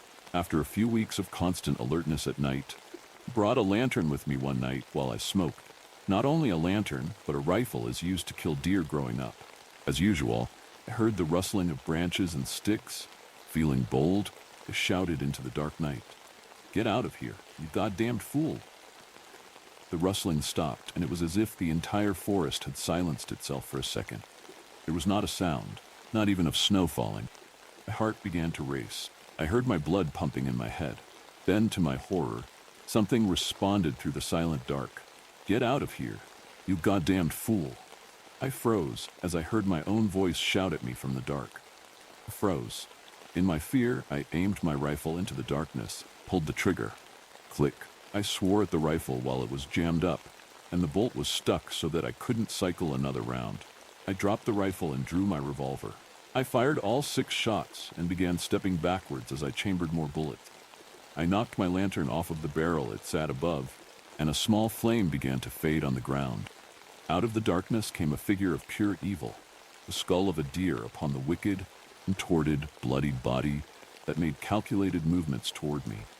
Tears fell from my eyes as I stepped backwards faster. I aimed my revolver at its evil chest and fired 3 shots, which seemed to make the beast laugh. That's all I could hear. Laughter. Terrible, wicked laughter.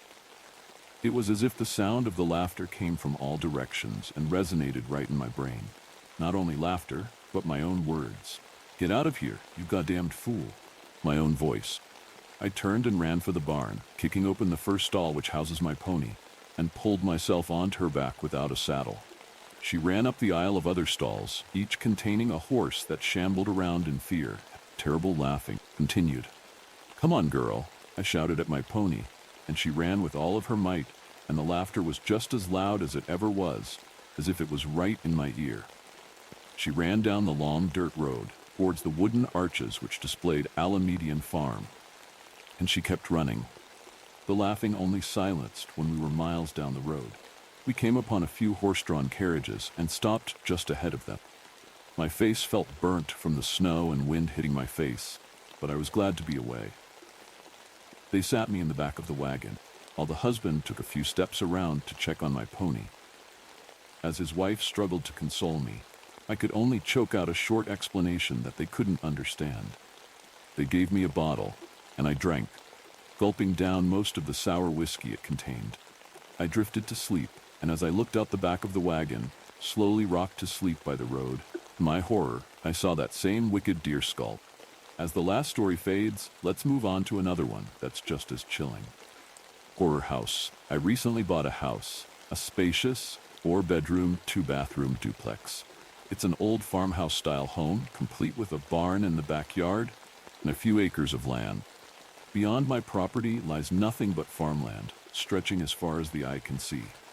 After purchasing the house, I realized the attached unit was in horrible condition, falling apart and looking like something out of a horror movie. If you walk through my backyard and find an opening in what feels like the jungle of my neighbor's property, you'll come across a faint path leading down to their house. This is where things took a darker turn, and I began to regret my decision to buy this place. The entry doors had broken windows and a rotted-out frame, while vines and trees overtook the windows and grew into the ceiling. Inside, it was as if time had frozen around 2010 or earlier. Old flip phones, bulky gray laptops, and huge box TVs sat alongside outdated floral furniture. Everything felt abandoned, left behind. The ceilings had collapsed in several places. The ceiling fans drooped down like wilted flowers, and every cabinet and drawer was still filled with food and dishes, now covered in animal feces. Boxes were chewed open by mice or rats. Moving to the next room, I found 3 doorways. One to the basement, one to the hallway leading upstairs, and one to the living room. What I found in the living room was shocking. Piled high to the ceiling were bottles and bottles of Johnson's baby lotion, alongside stacks of old porn VHS tapes and DVDs. The room was cluttered with food containers, empty drink cans, bottles, and jugs, making it feel even more disturbing. The hallway wasn't much better. It was overrun by an entire colony of spiders and webs, so thick they seemed almost cartoonish. Just walking through it made me feel itchy, as if the spiders were crawling all over me even after I left. Then there was the basement. This is where things went from bad to terrifying. The entire basement was lined with cages, small ones for rodents and larger ones for cats and dogs. They were filled with shredded paper, old food, and water. There were no animals or carcasses. but there were easily 10 to 15 cages of varying sizes. A couple of dog crates were even found in the living room. As I made my way upstairs, the staircase was lined with gallon jugs of water, all the way to the top. Once I reached the second floor, I found several bedrooms, each as disturbing as the next. The first room I entered was an oddly long closet. Nothing particularly unusual there. However, the next room seemed like it had once been a child's bedroom. It had multicolored fan blades and kitty wallpaper, but it was no child's room anymore. On the bed were 4 cardboard boxes, kind used for raising baby chicks. They were still filled with bedding, water, and food, and disconnected heat lamps had been placed inside the boxes. A dresser in the room held an old TV and a DVD player, along with more stacks of pornography and bottles of baby lotion. But it was the next bedroom that horrified me the most. From the doorway, I could see leaves and vines creeping into the room. Sunlight poured through a massive hole in the roof, filling the air with a rancid smell. The roof had collapsed onto the bed, and underneath the hole was a tarp covering a large 55-gallon drum. It seemed as though someone had been living there despite the damage. The rest of the house was scattered with old milk jugs and iced tea containers, likely filled with water collected from the hole in the ceiling. What do I do? Who do I call? Can anyone help me? I love my home, but I feel so overwhelmed with a feeling of regret. Why wouldn't my inspector have notified me of this? How could the sellers not tell me about the horrors next door? Where is the man who owned the home? After speaking to the township, I found that he's still alive, paying his mortgage and taxes. The man has multiple warrants out for him for code violations and snow removal tickets. Police can't find him. Private investigators can't find him. Nobody knows who he is or where he is. I have collected some small bits of evidence. As his name, his old company, the name of the woman who lived in the house and died in the house in 2015. I've found old family photos and an EMT notice posted on the refrigerator. Did I just leave it alone? Should I keep digging? Are any of the porno DVDs any good? Let me know what y'all think, please. I could take any advice at the moment. With that story behind us, here comes another tale that will keep you on edge. Roots, I didn't get much sleep that night. I sat up, my mind racing with endless questions. What could it all mean? Where was his body? Could he still be alive? Was this some terrible joke? And where was Angela? If it was murder, why the noose? The thoughts swirled in my head, loud and unrelenting. Little did I know, some of these questions would soon be answered. The next morning, I woke up feeling like I had been run over. No one had contacted me about work, but I decided to go in, just in case someone was expecting me. When I arrived, I tried the front door, but it was locked. I headed to the back and used my key to get in. I set my bag on the break room table and quietly walked around the office, going room by room. I didn't hear or see anyone. Something felt wrong. The air was thick and heavy, and the entire place seemed different. I told myself it was probably just the aftermath of last night's events. When I reached Dr. Lance's office, I slowly opened the door. I half expected to see him sitting there with a smile, asking about my weekend. If I hadn't been so frightened of him after Friday, I might have even wished to confide in him about his own disappearance. But the office was as empty as I had expected. As I scanned the room, something caught my eye on the corner of his desk. I stepped closer for a better look, and my brain struggled to make sense of the grisly sight in front of me. It was a canine tooth crossed under a lateral with a molar perched on top. The roots of the molar wrapped around the single-rooted teeth, acting as a sort of clamp. They were still bloody, the blood looking dried, but not completely, still holding on to its red hue. I stared at it, unsure of what to do. I decided to run to the nearest operatory to put on gloves. Grabbing a sterile pouch from the lab, I carefully placed the strange tooth formation inside. I examined it for a few moments before sliding it into my pocket. I searched the room for any other signs of something unusual. Nothing else seemed out of place. The only thing missing was the small vial of teeth Dr. Lance had been staring at, or he lashed out at me. I wondered if it meant anything, but decided to bring the evidence to the police and give them any information they might need. As I turned to leave the room, I nearly collided with Angela, who was standing silently behind me. I screamed, jumping out of my skin. Once I realized who it was, I bent over, trying to catch my breath. Jesus, Angela, you scared me half to death. I didn't think you'd be coming to work today. I waited for a response, but she stared blankly at the corner of the desk. Angela, are you all right? I asked, growing concerned. What were you doing in here? She asked, her voice flat and devoid of emotion. My face grew pale. Not this again, I thought. This strange energy was getting out of hand, and I felt like a frightened animal backed into a corner. Nothing. You have no reason to be in here. Get out, she said, her voice lifeless. I completely understood, considering what had just happened to her husband. I nodded and slipped out of the room without protest. As I rushed back to the break room, a shiver ran down my spine. All of this odd behavior was getting to me, so I grabbed my bag and hurried out the back door. As I pulled out of the parking lot, I decided I didn't want to go home just yet. There was so much going through my mind, and I needed to clear my head with a nice long drive. I drove around the familiar streets and back roads of the town for about 45 minutes, lost in thought.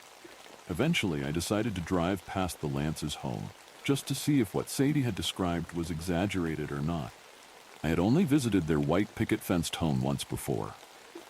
They had invited me over one Friday to play some board games with their twin niece and nephew. They were about my age, and we actually had a wonderful time. Being fairly antisocial, it was a pleasant surprise to get along so well with a four-person group. The whole family seemed picture-perfect, with their welcoming smiles and a home that smelled like warm coffee and vanilla.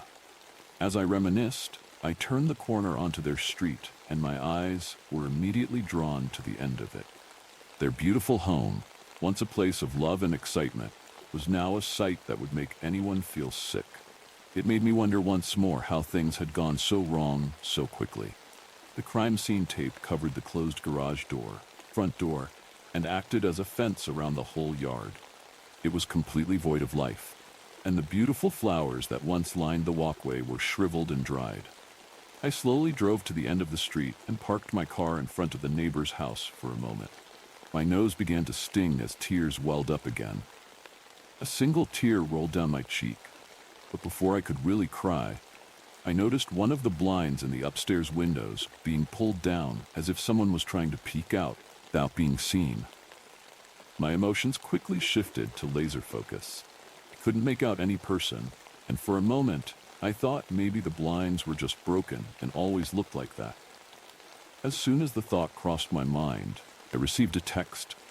I glanced down at my phone and saw text message, Angela. I didn't open it right away, but looked back up at the window. The blinds were back in their original shape, as if nothing had ever been out of place. My heart stopped, and I sucked in a barely audible gasp before quickly shifting my car back into drive. I didn't want to stick around to see who or what was watching me. I whipped out of that neighborhood like a bat out of hell and decided it was time to go home. As soon as I got home, I sank into the couch and turned on the TV. Angela's text was still waiting on my phone. I let Face ID unlock it so I could see the preview. It read, "Don't be messing with things that you don't." The pit in my stomach deepened. I hadn't even read the whole text, but I felt like I was being threatened by the Italian mafia or something. Fuck, dude, I said out loud to myself. I was so tired of all this mess. At this point, I felt like begging my previous boss for my job back. I'd gladly take some Gossip Girl drama over whatever this was. I braced myself before opening the full message from Angela. "Don't be messing with things that you don't understand, Amelia. I need you to return what you stole by tomorrow morning. If it isn't returned, bad things will happen. I'm serious." Now, I felt that my life was in danger. I contemplated my next actions carefully. Should I respond to her text or just leave it alone and call the police? I was scared. No, I was terrified. I wanted out of this situation and didn't want to deal with whatever messy consequences would inevitably come from all of this. But I knew I didn't have a choice. I decided to do both. I quickly typed back, "You're really scaring me, Angela," and hit send. I decided I would visit the police department first thing tomorrow morning. I'd bring them the odd tooth formation I found and show them the creepy text I received from Angela. I was beginning to think Angela played a big part in whatever happened to Dr. Lance. I got up and made sure all of my doors and windows were locked, just in case I really was in danger. I didn't fully believe Angela's threat, but I didn't want to take any chances either.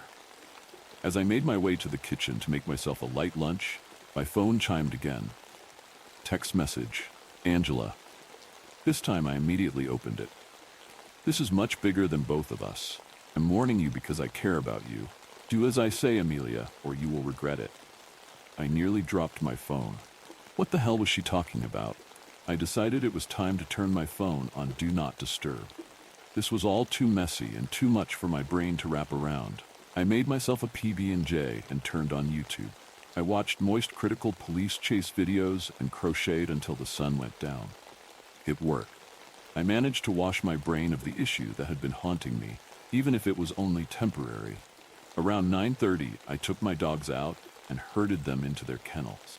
Most nights, I let them sleep in my bed, but tonight, I wanted them to stay in the living room so that if anyone tried to break in, they would alert me. I brought my katana, which normally hung on the wall for decoration, into the bedroom with me. I set it on the floor next to my bed and wrapped myself up in the comfort. Surprisingly, it didn't take long for me to fall asleep, despite my current dilemma. The constant stress must have been wearing on me. It was 3:30 on the dot when my eyes shot open. I didn't hear or feel anything out of the ordinary, so I wasn't sure what had woken me. My eyes drifted to the alarm clock, and I lay still and silent, just to make sure it wasn't an intruder. But my dogs were quiet, which meant I was safe. I let out a deep, sleepy breath and rolled onto my side, ready to drift back to sleep. That's when I heard it. A plastic-sounding scrape coming from under the bed. I froze, straining to listen. The floors were real wood, so I thought maybe one of the dog balls was rolling around with a draft, something that happened from time to time. But what I heard next was unmistakably horrifying. An impossibly deep, nearly demonic-sounding breath, like the sound CGI dinosaurs make in movies when they're quietly hunting their prey. My skin turned to ice, and my whole body went rigid. Amelia, is it? A deep, whispering voice came from directly beneath me. I couldn't move, let alone respond. I heard it shift slightly, but it didn't sound like a person with rustling clothes. It was more like plastic beads rolling on the floor. Something crawled up the wall and gently placed itself over my forehead. Felt like a snake-like tentacle, covered in hard bumps. I whimpered, paralyzed with fear. Couldn't see anything in the pitch-black room, and the thought of dying at the hands of an unknown creature in my own bed was too much to process. Its voice came again, like the sound of a spinning quarter on a wooden desk. A woman of great taste. It trailed off as another beady tentacle slithered under my chin. Tears silently rolled down my face, wetting my hair beneath me. I sniffled and grimaced at the disgusting creature holding on to me. A profession of little desire, but why? It asked in a menacing tone.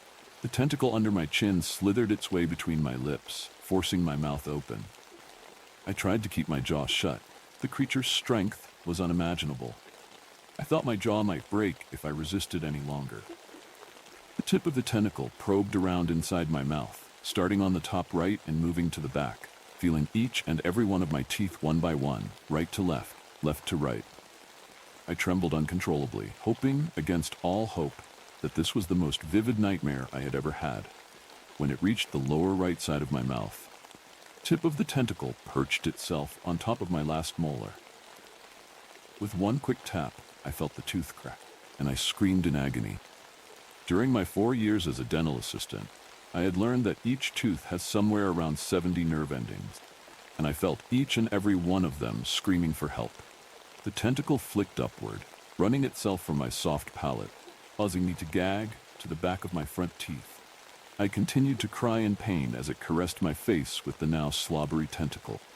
Return what is not yours, and you'll never have to see me again. I don't want to turn any more of those pearly whites into a problem. As it spoke its last words, it slowly released me. I heard the beady creature recoil under the bed as the right side of my face throbbed. I needed medical attention or painkillers, but both were far out of reach for the same reason. I couldn't force myself to leave the bed. So I lay there, frozen, staring at the ceiling in silence until the sun came up. At some point, I managed to curl myself into the fetal position. quivering uncontrollably. I probably would have stayed there forever in shock if my dogs hadn't started whining and scratching at their kennels. This was their normal morning behavior, their reminder to Mom to get them breakfast. Slowly, I unfolded myself and sat up, scanning the room for any Cthulhu-like creatures. But of course, everything was in its place. I carefully scooted to the edge of the bed, where the door handle was waiting for me. I reached for the handle, opened the door without taking a step off the bed, took a shaky breath, jumped off the bed, and ran to the living room as if something were on my heels. I looked around and finally accepted that I was safe. I opened the 2 kennels and gladly welcomed the excited kisses from my dogs, their fuzzy bottoms giving me a small rush of serotonin. Once they were taken care of, I grabbed the stupid tooth formation from the counter and made my way to the office once again. I didn't even change out of my sweatpants or my stained PJ shirt. I looked exactly how I felt. I pulled into the office parking lot to find it was empty once more. I unlocked the back door, flung it open, and hustled to Dr. Lance's office. I placed the sterile pouch containing the creepy teeth on the desk and quickly made my way back to the exit. I didn't look around for anything odd or try to gather any more clues. I was done. I never wanted any reason to piss that thing off again. I didn't care if Dr. Lance's body was super glued to the wall. I didn't see anything. I quickly drove to the prompt care clinic a few blocks away and waited for a couple of agonizing hours before I was finally seen. When they brought me back, I explained that I had broken a tooth by biting down on an almond. The lie was stupid, but I couldn't think of anything else. They took an x-ray, and when the doctor came in, he looked peppy, but I wasn't feeling it. "Looks like you had a rough night," he said with a small chuckle and a big white smile. "Yeah," I grumbled, trying not to act like a total jerk. "I was looking over your chart and x-rays. You bit down on an almond?" he asked, as if it were unbelievable. I nodded, wondering why he was questioning my story. I thought it was the most believable I could come up with. It's just that the tooth cracked in a very unique way. I've never seen a crack quite like this. I'm no dentist, but we do get our fair share of tooth infections and fractures on the weekends. I quickly followed up. "May I see? I work in dental." I was nervous, wondering how badly this thing had messed up my mouth. "Sure thing," he said, pulling up the x-ray software on the monitor in front of us. When he opened the periapical, I was floored. As I mentioned earlier, I've been reading x-rays for about 4 years. I've seen many things that defy what I believe to be standard. Front tooth that broke in half horizontally, a tooth stuck sideways in someone's chin, a grown woman with 7 baby teeth. You name it, and it's most likely happened. But when I saw the state of my molar, which had been perfectly healthy just yesterday, absolutely defied my expectations. The tooth had a large abscess at both root tips, at least 3 large cavities, and the crown had been split into 4 pieces, divided by the roots. The cracks visible in the x-ray were so large that we didn't need a specialist to locate them. "Jesus Christ," I finally managed to say. "My thoughts exactly. But it looks like this tooth has been a silent problem for many years. Let's get you some antibiotics for that abscess, and then you should see your dentist as soon as possible." "Okay, thanks," I muttered, unable to take my eyes off the screen. I didn't blame him for thinking this had been an ongoing problem. If I had seen this in someone else, I would have said the same thing. I made an appointment at one of the corporate dental offices in my area to get the tooth extracted. They were able to get me in the same day. So after the appointment, I came home with a numb face and 1 less tooth in my jaw. I asked the doctor to let me keep my tooth so I could examine it when I got home. I held it up in the Ziploc bag and gazed in amazement, thinking about how something so small could cause so much pain. I knew this wasn't the end of my problems, but I decided it was time to start looking for a new job. I hoped never to hear from Angela again. While the rain keeps falling, our next story will bring even more fear. I played poker on the table of death. I decided to go all in with my life. "Just come on, Matt. It's going to be fun." Ron insisted on me joining the poker table at the end of a dimly lit alley on our way back from the club. "You've had 1 drink too many, you dumbass." I brushed him aside. "We don't know these people, and it's night, and well, it's a table on the streets. Let's get out of here." Oh God, you are such a chicken. Ron made a chicken sound while flapping his arms before turning away and walking to join the table. Ah, fuck it, I say as I give in and follow him to the end of the alley where I see the old, half-broken wooden round table. 3 people sat at the table who each held an interestingly creepy look. Ron sat to the left of me. To the left of him sat a man who introduced himself as the prisoner and wore a dirty, worn-out orange shirt. To the left of him sat an old bald lady with broken glasses. She didn't introduce herself, but held a gentle, sweet smile that you would expect your grandma to have. To the left of her sat a slender young man who looked to be around 20 years of age. He told us that his name was Chad. Can believe that. He looked like a nerd who would play poker by using some probability formulas in his head. And well, to the left of him was me. I know, this whole situation feels crazy. Why are we 2 drunk friends playing poker in an alley with 3 complete weird strangers? I would like to think that it was just Ron's fault for getting me to tag along, but something in the air made me want to play too. The granny, by whom I refer to the old lady, picked up the cards and told us that she would act as a dealer too. However, she momentarily turned her gentle smile into a stern expression and said something that made alarm bells ring in my head. Only one person leaves this table. You chose to sit down and play, so if you attempt to leave now, you will be shot. This is sacred. What the fuck? This is so dumb. I am out of here. I said and got up, but prisoner quickly pulled out a revolver and aimed it at me. Sit down, Granny said while Ron tugged at my shirt to sit back. I did. We all will each have $100. Granny continued. Whoever runs out of money will die. This will continue until one of us takes it all. But why? I asked in an agitated tone that truly reflected how weird I felt, half unsure if this was some sort of weird joke. Why death and all that? Let's just play normal poker? Granny just smiled her warm smile again, but this time it sent shivers down my spine. Chad answered for me. Well, sir, you see that we are performing sort of a ritual, and we were short of 2 people because they did not show up. You will do, he said with a bland expression. You will do. And so began our long session of poker. Hand after hand after hand. Time felt stretched out. Night remained unchanged after hours of our play. We all carefully placed our bets, and people never seemed to raise. By this point, I was sure that this was no joke, and that I cannot afford to lose. Thankfully, people started to lose their patience. I knew I just had to hold it together until the others couldn't. Prisoner was the first to go all in. I folded, of course, but Granny called, and Granny won. And then Granny took the gun, aimed at the prisoner, and with the sweetest smile in the world, she shot him.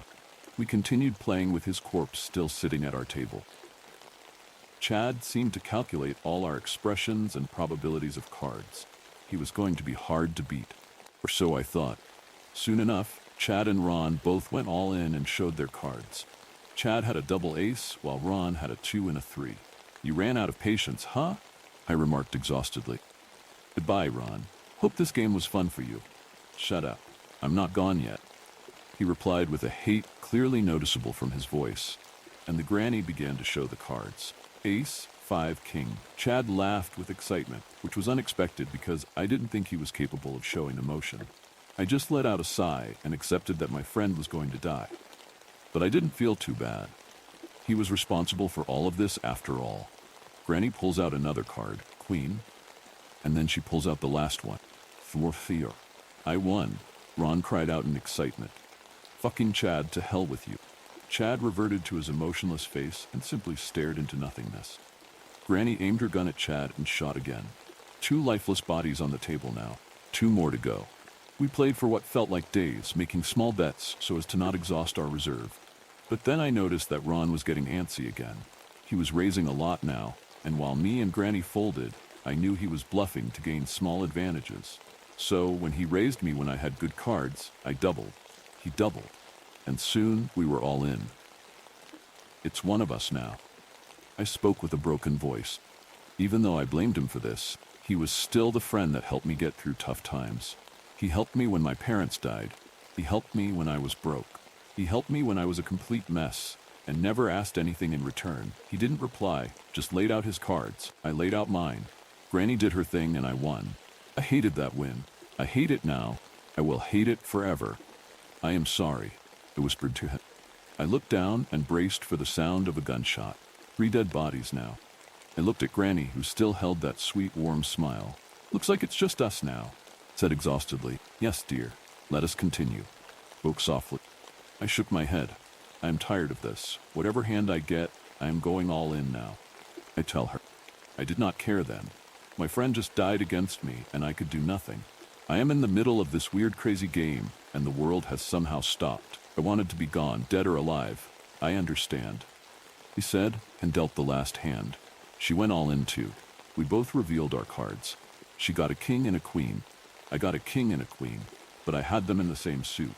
Granny pulled out the cards, and in no time it was evident that I had won with a royal flush. What a way to end this sad, pathetic game. I looked at Granny, and she looked at me. She nodded and put the gun to her chin and pulled the trigger. Table full of dead people, and me. I lived. I thank God that I got to walk away that day, and hate him for allowing such a game to be played in the first place. I have stopped playing poker for obvious reasons. To be honest, I have stopped living too. That day killed the desire to live within me. I am thankful to be alive, but no longer know what to do with my life.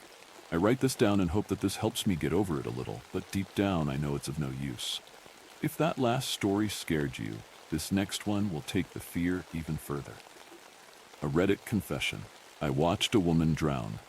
This is a post taken from Ask Reddit. What's a secret you've never told anyone? Throwaway Biscuit 123 posted, I watched a woman drown and did nothing. I know that makes me basically a murderer and definitely a coward. Well, karma got me. A few weeks ago, I ended up in the ER for severe dehydration. I nearly died. I didn't run a marathon, wasn't trapped in the desert. I was sitting on my front porch. My neighbor was the one who found me. I wish he hadn't. How did I get here in the first place? It all started 3 months ago. I'm half Korean on my father's side. He died from lung cancer right before his 60th birthday and shortly after my 30th. After his funeral, I decided I would explore my roots, so I took a lone trip to Korea. I didn't speak a single word of Korean, but I had a translator on my phone. Plus, a lot of people know English. I figured I was all good, right? Wrong. It was a lonely trip, and turns out not knowing the language was a lot harder to navigate than I thought. On my last night, I was eating bulgogi at a restaurant alone. My eyes were watering. It was way too spicy, even though I asked for no spice. You girls who looked around my age giggled and watched as I tried to finish my meal. I coughed and downed a glass of soju. One of the girls came over and teased, too spicy? I wiped my mouth with a napkin and smiled, glad to hear that she spoke English. Her name was Hana. One thing led to another, and I found myself at a house party with Hana and her friends. Over a dozen people squished in a tiny apartment in Seoul. They spoke in Korean most of the time. I couldn't keep up with my translator, so I just sat and nodded, pretending to understand. Hana gave me a pill. Make you happy, not lonely and sad. She insisted. Bucket, I swallowed the pill down with my beer. She was right. That shit made me happy. Suddenly I felt like I could understand every word that was being said. We laughed and drank and partied all night long. Then at some point, ghost stories came up. Some guy warned me about Mulgwishin, water ghost, and the vibe shifted. This guy seemed serious. Everyone suddenly seemed serious. In Korean folklore, Mulgwishin are spirits of people who've drowned, and now they're trapped in the water. They cry out for help, acting like they're drowning, and when you go in to help them, they pull you under, drowning you, and you take their place. Mulgwishin, you better watch out. His face was stone. No one said anything. I thought maybe someone would laugh, but no one ever did. The night was over. Hana said she'd walk me home. We walked alongside the Han River. There were lights reflected on the water from the Banpo Bridge, which is known for having this awesome rainbow fountain. Look it up. It's beautiful. It was super quiet. Not a lot of people out, which was surprising. Sure, it was 2 in the morning, but I guess I just expected more people. About a block from my hotel, Hana said she had to pee really bad and dipped into a 24/7 mart. I waited outside, and that's when I heard it, something near the river. It sounded like someone yelling. I went to look. I was shocked to see a woman screaming and thrashing in the river. She was drowning, and all I did was stand there and watch. frozen. It all happened so fast, too fast for me to do anything. That's what I told myself again and again. But deep down, I know that's a lie. I could have helped, but I was too scared. Too scared of Mulgwishin. The woman struggled a while longer, then disappeared under the water. Why didn't I yell for help? I ask myself that question all the time. I don't have an answer. Her body floated to the surface. And still, I just stood and stared. Then a voice yelled out. It was Hannah. She ran past me into the water and pulled the woman out. She tried to save her, but it was too late. I'll never forget what that woman looked like. Her mouth was hanging open and her eyes were wide. And I dunno, she seemed horrified and disappointed. She was looking right at me. I left Korea in a panic. Never saw or spoke to Hannah again. I didn't look up any news articles or anything like that about the drowning. I didn't want to know about the victim. I wanted it all to go away. But it didn't. One day I was on my lunch break, sitting in the park, when I heard a sound coming from the fountain. It sounded like someone crying out for help. My blood ran cold. I went to the fountain and no one was there. I figured I must be losing my mind. Nothing some drugs couldn't fix, right? My doctor put me on 10 milligrams of Lexapro. She said we'd start with 10, then go to 20 if I needed it. Well, the 10 didn't help, and neither did the 20, and neither did anything else. I started to hear that woman's cries every time I took a shower, coming from the drain, so I stopped taking showers and bath. I got fired from work when coworkers started complaining about the smell. Whenever I turned on the faucet, I heard her cries again. I couldn't drink a glass of water without hearing her. So I started buying bottled water. But then, when I opened the bottles, I could hear her down inside the bottle. When it rained, it was the worst. During a storm, the wind sounded like her howls. The rain beating against the windows sounded like her arms smacking the water. Wherever there was water, she was there crying out for help. Then she was there in all liquid. Milk, juice, all of it. When I opened a can of soda, it hissed and sounded exactly like the air leaving her lungs that night. I stopped drinking altogether. No water, no liquids, nothing, ever. In the ER, they gave me an IV. I could hear her in the bag. I ripped the IV out of my arm and ran. Now I'm back home. Can't take it anymore. Can't go on like this. So this is the last thing I'll ever write, my confession. I wrote it before I grabbed the knife. I'm sitting here now, waiting to die. Slit my wrists wide open, and I swear, can hear her in my blood. Update. I'm alive. I don't know how or why. I'm back at the hospital and it's storming outside. Just when you thought it was safe, the next story will send another chill down your spine. I am being watched. I haven't been comfortable for a while, which is ironic. I fled the cities to live remotely near Gustavus, Alaska. My goal was peaceful serenity, something I couldn't find in a crowd full of people.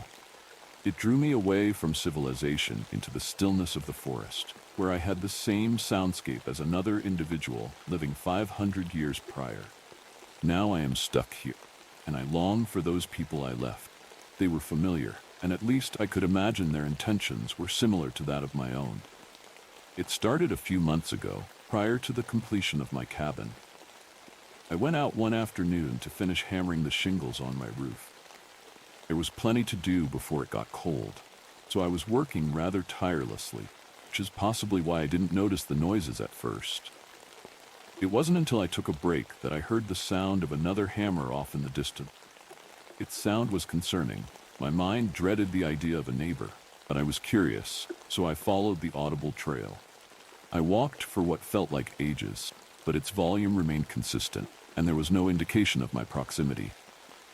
Curious, I thought to myself, and I retired my interest in whoever was nearby, turning back the way I came and keeping a steady pace so I wasn't stuck out there when night fell.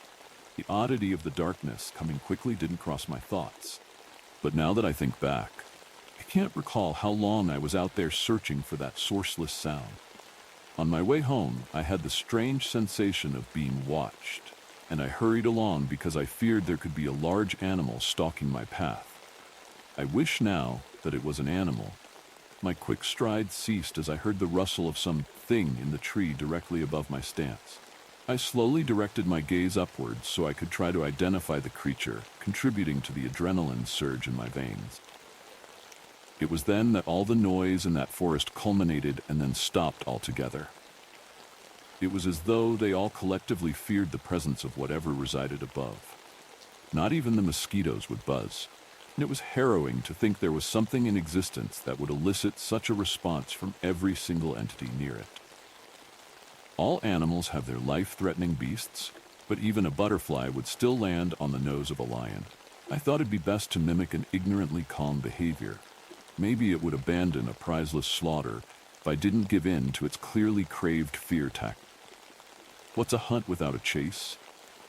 I controlled my breath, ensuring it was steady and relaxed while my mind proceeded to be anything but.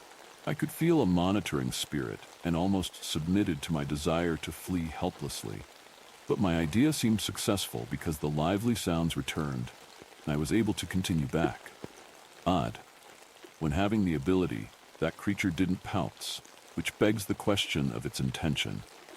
The fear I felt within those moments ate up my mind to the point where I don't even remember the latter half of my walk home.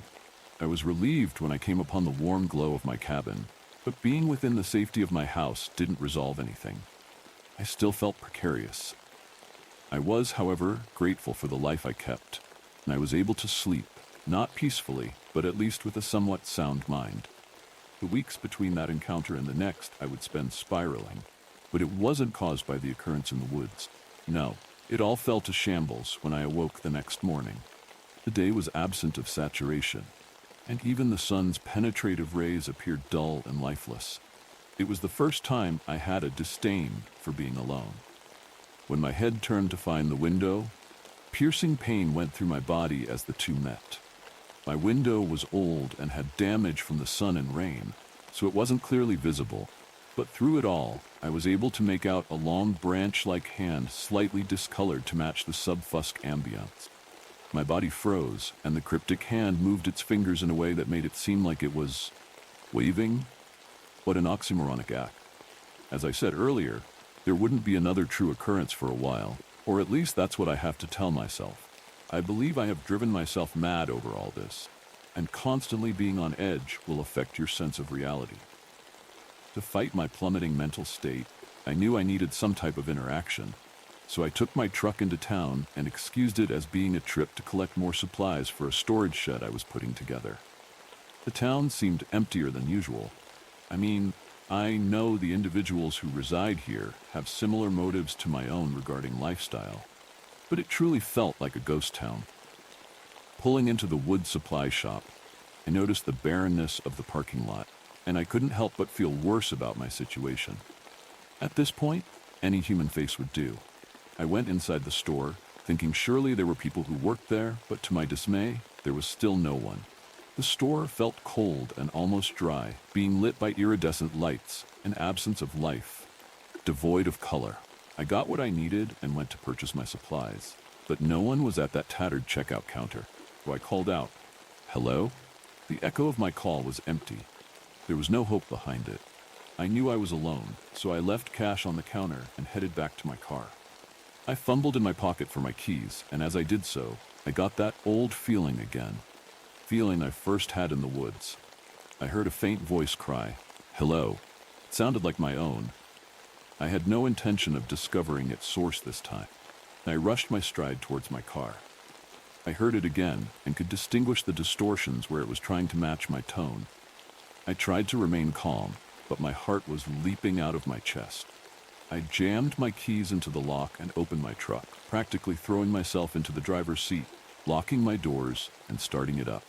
I put it in gear and was about to take off when, well, that's when I saw it.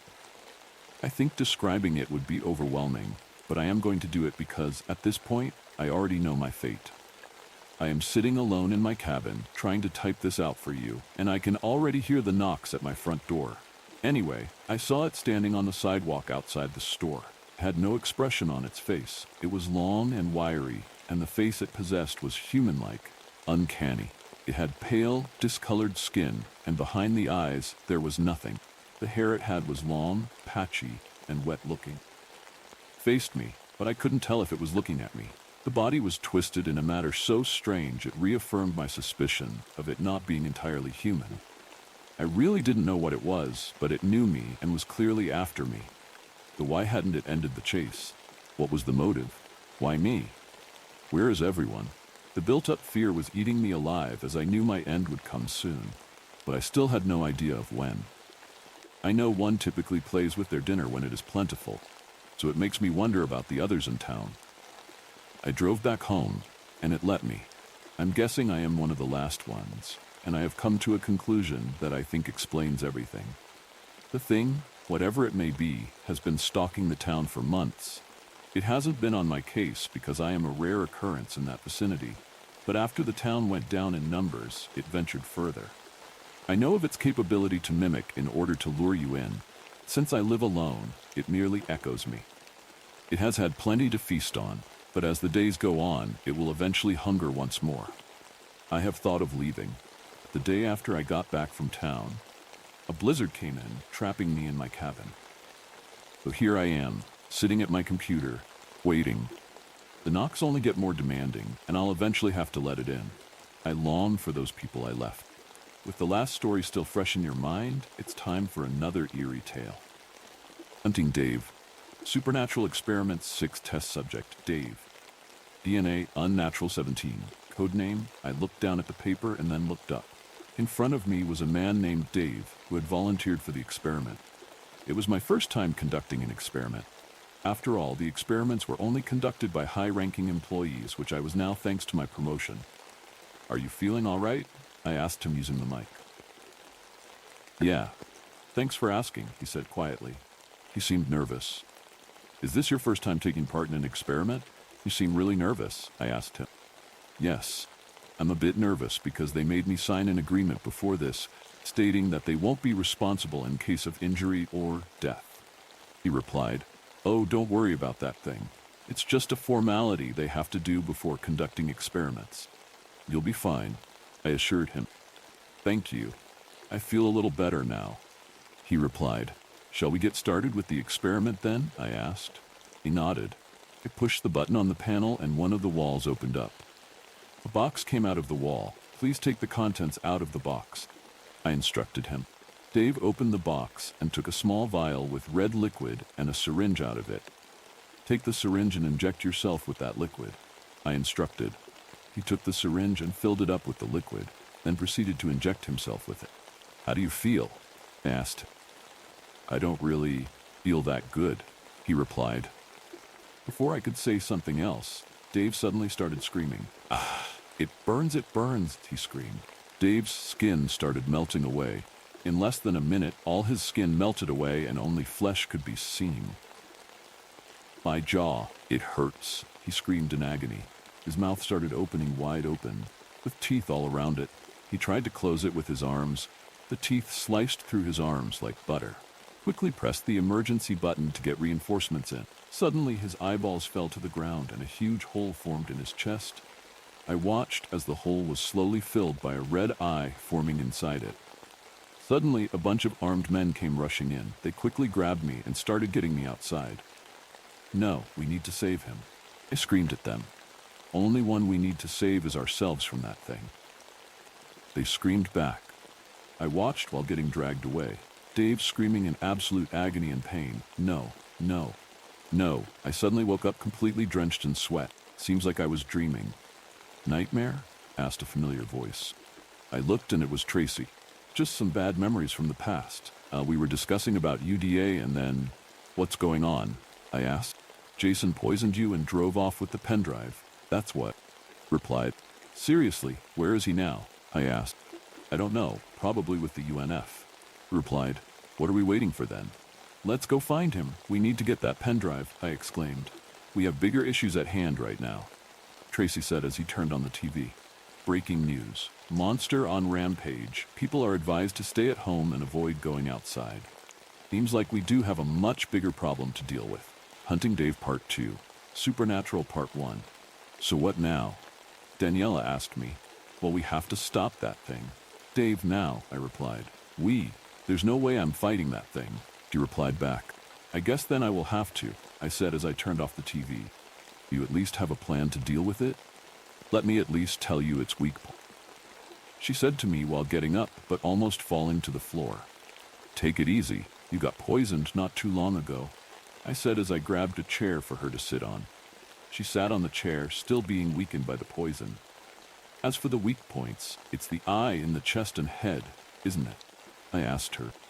"How did you?" "The egg died by getting stabbed in the eye, and the head is a weak point for most creatures. It's not that hard to figure out." I interrupted her. "Seems like there's not much I can help with, after all, huh?" she said in a gloomy tone. "That's not true. Maybe you can look around the house for a clue to where Jason is. I found a bike in the garage with few cans of gas, so I'll be using that to get to Dave," I said as I headed for the door. "Aren't you forgetting something?" Daniela said as she grabbed the phone on the table and tossed it towards me. "I already have one. You keep this one. My number is on there, so call me if you find anything," I said as I tossed it back to her. I got on the bike and started riding towards the place where I last saw Dave using the GPS on my phone. There was a slight nice breeze, kind you would want while riding a bike. The road was bumpy at times, but it was fun. I was enjoying the ride. After all, who knew what was coming next? 4 hours later, I was about 20 minutes away from the place when I noticed a weird smell, the smell of blood.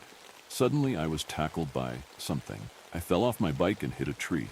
I looked up and there it was, Dave. It started walking towards me, got closer and closer and closer. Then I suddenly realized something was wrong. That thing was about half the size of Dave. Was it perhaps an offspring? But how did it grow so fast? Lots of questions, but no time to think because it's coming right at me. It suddenly dashed at me. I dodged, but it hit my right arm. It was smaller than Dave, but also much faster due to its size. My right arm was bleeding. I held it with my left arm. Then suddenly the symbols on my left arm started glowing red, and the wound on my right arm was healed. Not in the normal way. The blood had frozen, stopping the bleeding. Then it dashed at me again, but this time I got on my legs and jumped over it. While in the air, I turned my left arm into an axe and cut the creature in half vertically. I defeated the creature, but I had no time to relax. I heard a grrr sound behind me. I quickly looked back. Seems like Dave wasn't the type to be satisfied by one offspring. Hunting Dave, Part 3. I saw 3 more of those creatures waiting for me after I turned around. These ones were the same size as the one before. I suppose their abilities must be similar as well. I took a few steps back to gain some distance from them, but 2 of them started getting closer while one waited behind them. I went back until I was out of the road and near the trees. Creatures were looking at me with their eye in the chest, even though their face with crimson hollow eye sockets also faced my direction. Suddenly, one of them screamed, and both of them in the front dashed towards me. I enlarged my arm and grabbed a tree, then swinged it as hard as I could. I hit 2 of them. The one standing on the back was out of my range. The 2 who got hit were now just a pile of red flesh and blood. The last one standing towards the back finally spoke. "Release me. Kill me. Help me." I froze in shock. This one still had its human conscience, or so I thought. It suddenly smiled and leapt at me. It had gotten my guard down. It was halfway to me in the air when it was hit by a car. The car didn't stop and kept going. I was able to make out a mark that I recognized on it, a red U. Those UNF guys also want to visit Dave, huh? Thought. I went to get my motorcycle, but it stopped working. Must be damaged from the attack. Seemed like I had to go on foot. I followed the road for 5 minutes. Then I noticed something on one of the trees. It was an egg, much bigger than the one at the facility. Seems like the outside was somehow accelerating the maturing of the eggs. No wonder so many of these creatures were out there. I turned my left arm into a blade and stabbed the egg's eye. It screamed, and then it died. Suddenly my phone rang. It was my other phone calling, which was with Daniela. "Hello?" I said as I picked up. "Hey, I found some stuff here that you might want to know about," Daniela replied.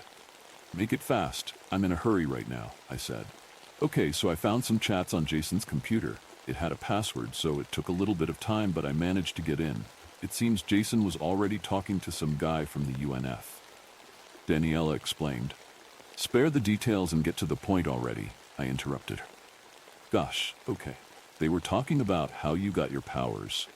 It seems they wish to use the same ritual or whatever you used to get powerful, Aniela replied. There does seems to UNF guys after Dave. Do you think they might be trying to get Dave's powers? I asked. Maybe. We don't know who from UNF it was. What dude 7306 doesn't really give much of a hint. Either way, be careful. Danila replied. I will. You too. I replied and hung up. I started following the road again and came across the car with the red U. It was smashed into a tree. They either crashed due to a creature or terrible driving skills. Either way, the car was empty. Seems like they decided to go on foot as well. I started running. Can't let them get to Dave first. Hunting Dave, Part 4. I kept running, but the road was covered in darkness. All street lights were destroyed, making anything far away barely visible. I did not know how far I was or how long it would take to find Dave. Suddenly, there was a scream, but it wasn't from my front. I looked to the right. That's where the scream came from. I noticed footprints on the soil, about 3 of them. The UNF guys must have gone that way. I started sprinting away from the road towards the trees. It was a forest. A lot of trees were in the way. You could hear the sound of insects, branches breaking and leaves crunching with every step. The only light there was the moon's light. I kept running with only the moon as my guide. I finally saw some broken trees. Dave must be around here. But I started walking, following the path made by the broken trees. They weren't just plucked out of the soil. It was like a huge hammer went through them at the same time. Stop right there, a voice said. I looked to my left where the voice came from. There was a figure standing there. It was now getting closer. Put your hands up or I'll blow your brains out, it said. As the figure got closer, I realized it was a man holding a pistol. Put my hands up. I volunteered to stand guard because I didn't think anyone would come here, but here you are, he said. Seems like he didn't know who I was. I could use that to my advantage. Well, who are you guys, and what do you want? I asked. Why the hell should I tell you? He replied, now pointing the gun to my head. Consider it a dead man's last wish, I replied. Well, can't dishonor that, he said, as he took a step back. We are the unnatural fanatics. We worship unnatural and the OU. My boss seems to be here to tame that monster, or whatever that is. She calls it an unnatural human, the perfect creature. The thing seemed to go that way, so she went after it, he said as he pointed towards the path of broken trees. Any other last words? He said as he took a step closer. Well, thanks, and sorry about this, I said as I punched him on his stomach using my left arm. He went flying backwards by the force of my punch and crashed into a tree. He didn't die, but did go unconscious. I again started walking towards the direction of the broken trees. Suddenly there was a scream from the direction which Dave went towards. I started running towards it. I finally saw Dave, but I wasn't exactly happy. Dave had impaled a man using one of his now 6 arms. There was a hole in the man through which blood was pouring out. His eyes were dripping red, which met the river of blood flowing from his mouth. His intestines were visible as they hung from the hole in his body. I noticed a woman standing in front of Dave at a closer distance than me. It took some adjusting of my eyes to clearly see her. When I did, I realized who she was. It was Brittany Raltz, the missing girl whose investigation dragged me into this mess. The worst part about this was that she seemed excited seeing that man get impaled. Oh, magnificent. You have exceeded my expectations. You're so much better than I thought. I want you. I will have you, he said. He took out a knife and cut off her arm. No way. She was doing the ritual. Don't do it, he yelled at her. She threw her severed arm in the air, completely ignoring me. Custodi me et esto mi custos. Hic contractus menibit nenac unus ex nobis period. She chanted loudly. There's no turning back now. Hunting Dave, final part. Supernatural, Dave looked at Brittany's severed arm and started walking towards it. He got closer and closer, then walked right past it. He was now walking towards Brittany. Wait, why didn't it work? I did exactly what that damn book said. Brittany said. You could hear the fear in her voice. Her legs were trembling. It was clear that she was realizing the situation she was in after her plan failed. Dave now got closer to her. He was right in front of her. He raised 2 of its arms up. Brittany just stood there frozen from fear. Dave brought down his 2 arms in full force to crush her. I barely made it in time to tackle her out of Dave's way. The shockwave from his smash still created a blast which made us hit a tree. I looked at Brittany. She finally had control over her body again, possibly due to the pain from hitting the tree. She suddenly looked at me and asked, "How did the fucking ritual work for you but not for me?" I just stared at her with disbelief. She almost just died and all she cares about is the ritual? Are you gonna say something or what? She yelled at me. I don't know. Maybe because the ritual works on unnaturals and Dave is not a fucking unnatural? I snapped back at her. She flinched a bit. She wasn't expecting me to yell back. Dave suddenly growled, looking at us but not making a move. You're a UNF member, right? Do you have something to fight it? Maybe like a weapon or a pet unnatural? I said to Brittany, no. I came here to make Dave into my pet unnatural. I have no other way to fight it. She replied, seriously, these kids are so fucking dumb. She seriously came here without any way to fight him? Well, just stay back and don't get in my way then, I said to her. I looked towards Dave. He was just standing there, waiting for me to make a move. Honestly, I have no idea how to win this one. That guy already overpowered me when he had 4 arms, but now he had 6. Not to mention, I have to protect this kid behind me. I was sweating. I knew that this fight might be my last one. Honestly, I wanted to run away. There's no way I can leave Brittany behind and let Dave be on the loose. I charged towards Dave. I made my left arm into a long rapier and went straight for the eye in its chest. I was about to hit it when Dave covered the eye with 4 of his arms. A rapier was not able to go through. I jumped back. Suddenly, 4 of Dave's arms detached from the side of its body. The 4 arms merged into his chest, creating a meat shield around the eye. Dave knew that I knew his weak spot and covered it. The good news is that now I only have to deal with 2 of his arms. So I went for his second weak spot, the head. I turned my arm into a scythe and jumped up into the air to slash his head off. I suddenly got a quick flashback, and just like last time, Dave grabbed my leg and threw me into a tree. I have to stop making such simple moves, especially when they've been countered before. I tried getting up, but the damage was quite a bit. It would take me a few minutes before I could get up again. Dave ignored me and went towards Brittany. She again froze in fear. Dave grabbed her and pulled her close to his head. He opened her mouth forcefully and then opened his mouth. Put his open mouth on her open mouth, and you could barely see some kind of red goo flowing from his mouth into her. He was trying to turn her into one of his eggs. I watched. I couldn't get up yet. My arm was bleeding due to the impact. All I could do was watch. What is it that you wish to do? I wish to protect her, he said. Lies. What is it that you truly wish to do? I want to fucking kill Dave, I said. Raise your arm. I held up my left arm. Direct it towards your target. I pointed it towards Dave. Imagine raw power in your palm. I imagined what I felt was raw power in my palm. Suddenly, the symbols on my arm started glowing red. The blood from my bleeding arm started flowing into my palm.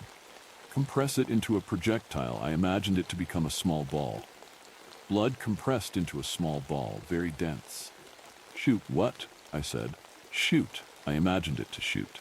The symbol on the backside of my palm that wasn't glowing before started glowing. The ball shot out of my hand like a bullet, piercing right through Dave's back into the eye. Dave let out a final scream before falling down, losing his grip on Brittany.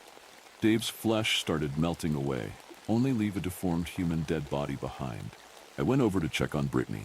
She was unconscious, but her arm had mysteriously grown back. I carried her body to the car that I had seen before. I started turning on the car. It took a few attempts, but it started. Now I'm driving back to Daniela. Hopefully she has found something useful. Even if she hasn't, we'll get the information out of Brittany. As the storm outside grows stronger, so does the terror in our next story. John didn't respond. It started as a joke, as many things do. John sent a text to his friend James one lazy afternoon. Guess what? I'm in Japan. James, being familiar with his humor, responded with a simple, "Sure you are." The two exchanged jokes, with John sending a blurry image of Mount Fuji that looked like it was pulled off the internet. James laughed it off, knowing full well that John was sitting in his cramped apartment a few blocks away. For the next few days, the Japan joke became a running gag between them.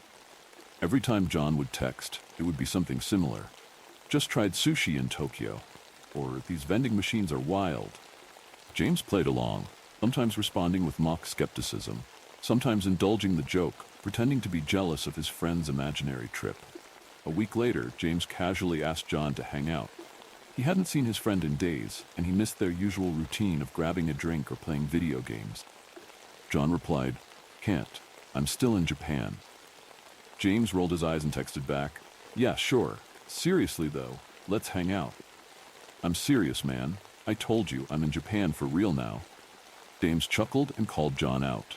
He sent him a photoshopped picture of John standing awkwardly in front of Shibuya Crossing, with pixelated edges and mismatched lighting. "Come on, John, you can do better than this," James typed, laughing at the absurdity of the fake photo. But then, things got weird. Later that evening, John sent a video. It was a first-person view of someone walking through the neon-lit streets of Tokyo. John's voice narrated the scene, pointing out landmarks, commenting on the bustling nightlife, and even saying he had learned a few Japanese phrases. The footage looked legit, and the way John narrated it made it feel like he was really there. For the first time, James hesitated. Was John actually in Japan? Still, something felt off. The voiceover seemed slightly delayed, and some of the phrases John used sounded out of place. But James, not wanting to admit he'd been fooled, texted back, "Wow, okay, guess you're really there. Weird flex, but all right." John didn't respond. Days passed, and John's silence became unsettling. James tried texting him again, calling, but there was no reply. Worried, James decided to drop by John's apartment. Maybe it was all just part of the joke, and John was hiding out, ready to reveal the punchline. When James arrived at John's building, he knocked on the door but got no response. The lights were off inside. He twisted the handle, unlocked. Inside, the apartment was dark and eerily quiet. As James stepped in, he called out, "John?" No answer. Wandered through the apartment until he reached the living room, and there, sitting on the couch, was John. His back was turned, his figure perfectly still. "Man, you had me going." James chuckled, walking over. "All right, let's end this joke now. Where have you been?" As James approached, something felt wrong. John wasn't moving, not even shifting his body slightly in acknowledgement. James reached out and touched his shoulder. That's when the figure fell forward, collapsing onto the floor with a hollow thud. It wasn't John. It was a life-sized cardboard cutout. James staggered back, his heart pounding. A cold sweat washed over him as he stared at the lifelike cutout of his friend. What the hell was going on? Frantic, he ran through the apartment, searching for any sign of John. The place was empty, abandoned. It was as if John had never lived there. He grabbed his phone and called John again, his hands shaking. Call went straight to voicemail. James's mind began to spiral. He scrolled through his phone, looking for pictures of them together. There were none. Photos that once showed them hanging out, laughing at parties or at concerts, had vanished from his gallery. In their place, there were blanks or pictures of James alone. Confused and terrified, he called up mutual friends. Each time, the response was the same. "Who's John? I don't remember meeting anyone by that name." "Are you feeling okay, James?" It wasn't possible. John had been his best friend for years. They grew up together, shared memories, didn't they? But now, no one seemed to remember John, and the more James insisted, the more people questioned his sanity. His phone buzzed. A message from John. "Are you sure I ever existed, James?" James dropped the phone. His thoughts raced. Blood of fragmented memories and distorted reality. Had John ever been real? Was this all some sick joke? He started to wonder if his mind was unraveling, if he was slipping into some nightmarish delusion. The gaslighting continued. John, or whatever was posing as John, kept sending cryptic messages, planting seeds of doubt. James found himself losing track of time, questioning every memory, every experience they had shared. He isolated himself, consumed by paranoia.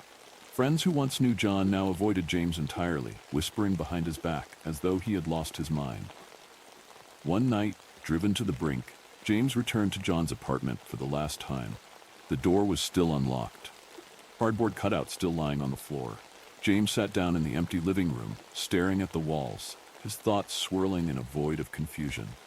He opened his phone, scrolling through old conversations, trying to piece together some proof that John had existed. There was nothing. No photos, no texts, no videos. Only the echo of John's voice in his mind, mocking him. Are you sure I ever existed? James couldn't take it anymore. The weight of doubt, the crushing loneliness, the feeling of being trapped in a reality that didn't make sense. It was too much. He stood up, walked to the window, and stared out at the city below, the lights blurring as tears filled his eyes. The world outside felt distant, unreal, just like John. The only way to escape the nightmare was to end it. And so, James stepped forward into the void. Later, when the police arrived, they found no traces of John, no indication that anyone had ever lived in that apartment. To them, James was just a troubled man who had lost touch with reality. Tragedy. Nothing more. But in the back of James' phone, in a hidden folder, a message lay unopened. Goodbye, James. Better this way. But little did they know, the true nightmare was just beginning. How can I get some rest? When I get sleep-deprived, auditory hallucinations are the first indicator that I really need to get some rest. I first noticed it when I was about 7 or 8 years old, when me and my friends would compete to see who could stay up the longest. I would start to hear more in the room than just the group of obnoxious kids in the room and the blaring speakers powered by the Xbox. When my body hits that wall, that numb feeling of my senses being submerged underwater, every part of my mind and body drooping heavily, that's when the sounds begin. They start simple, a knock at the door, footsteps matching my pace just around the corner. Within a few hours, I start to hear the voices. It was never anything more than a hello over my shoulder, or even my name being called out from a distance. It's gotten bad once before, during finals week my sophomore year of college. I had to stay up studying and finishing projects, all while working evenings as a prep cook, a small market on campus. I'm not sure how long I was up, but I had been hearing voices for days. It got to the point where the line between sleep deprivation and reality began to blur. I normally could distinguish between the hallucinations and those around me, the voices in my head sounding slightly muted, almost compressed. This time, however, they got loud and clear, and I couldn't tell if I heard something in my mind or my ear. While dicing some chicken, I nearly had a conversation with myself, responding to a, "Hello, Mark," and a, "How are you?" My manager saw me react to nothing and came over, noting the fatigue in my face and the slouch in my shoulders. He told me he'd take over and I should use the evening to get some sleep. I went home, ignoring the pitter-patter of footsteps following me on my walk, and fell asleep immediately. Something similar is happening again. The voices have come back, but this time it's different. I'm suffering from a wave of insomnia.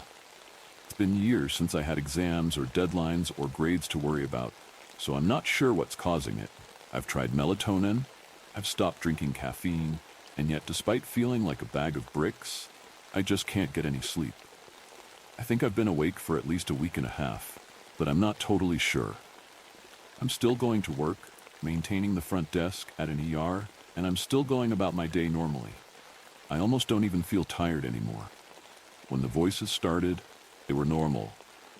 I walk past an open door and hear a beckoning, "Hey, hey," from the darkness. I tell a leaving patient to have a good night and hear, "You too, Mark," from behind me.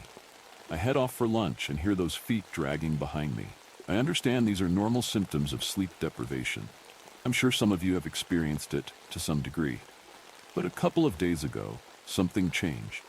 The lines completely blurred. I can only be for sure that what I'm hearing is a hallucination if I am completely alone in a quiet room. They've started to become so real, not just in perception but in feeling. Simple phrases have become whole sentences as well. "Where are you going? Can I come with?" when I'd leave for work. "I know you're busy, but I need you to take a look at something over here." From the dark, empty linen closet across the hall from my desk. I chose to ignore it all. I don't want to get caught looking crazy in public, so I don't respond to anything unless I see a person speaking the words. But yesterday, I lost it. I was cooking myself dinner, and from the living room I heard a loud sniff, and then, "Fix me up a plate too while you're at it." "Shut the fuck up and leave me alone," escaped me before I could think. A desperate plea for quiet. Somehow, it did in fact leave me alone for roughly 8 hours or so. The silence was deafening, I didn't realize just how accustomed I had become to the noise. I took advantage of this peace, despite feeling uneasy, and thought I might try and finally shut myself down. That's when I heard quiet giggles from the bathroom. I'd never heard anything like that before, and I ran to make sure nobody was in my apartment.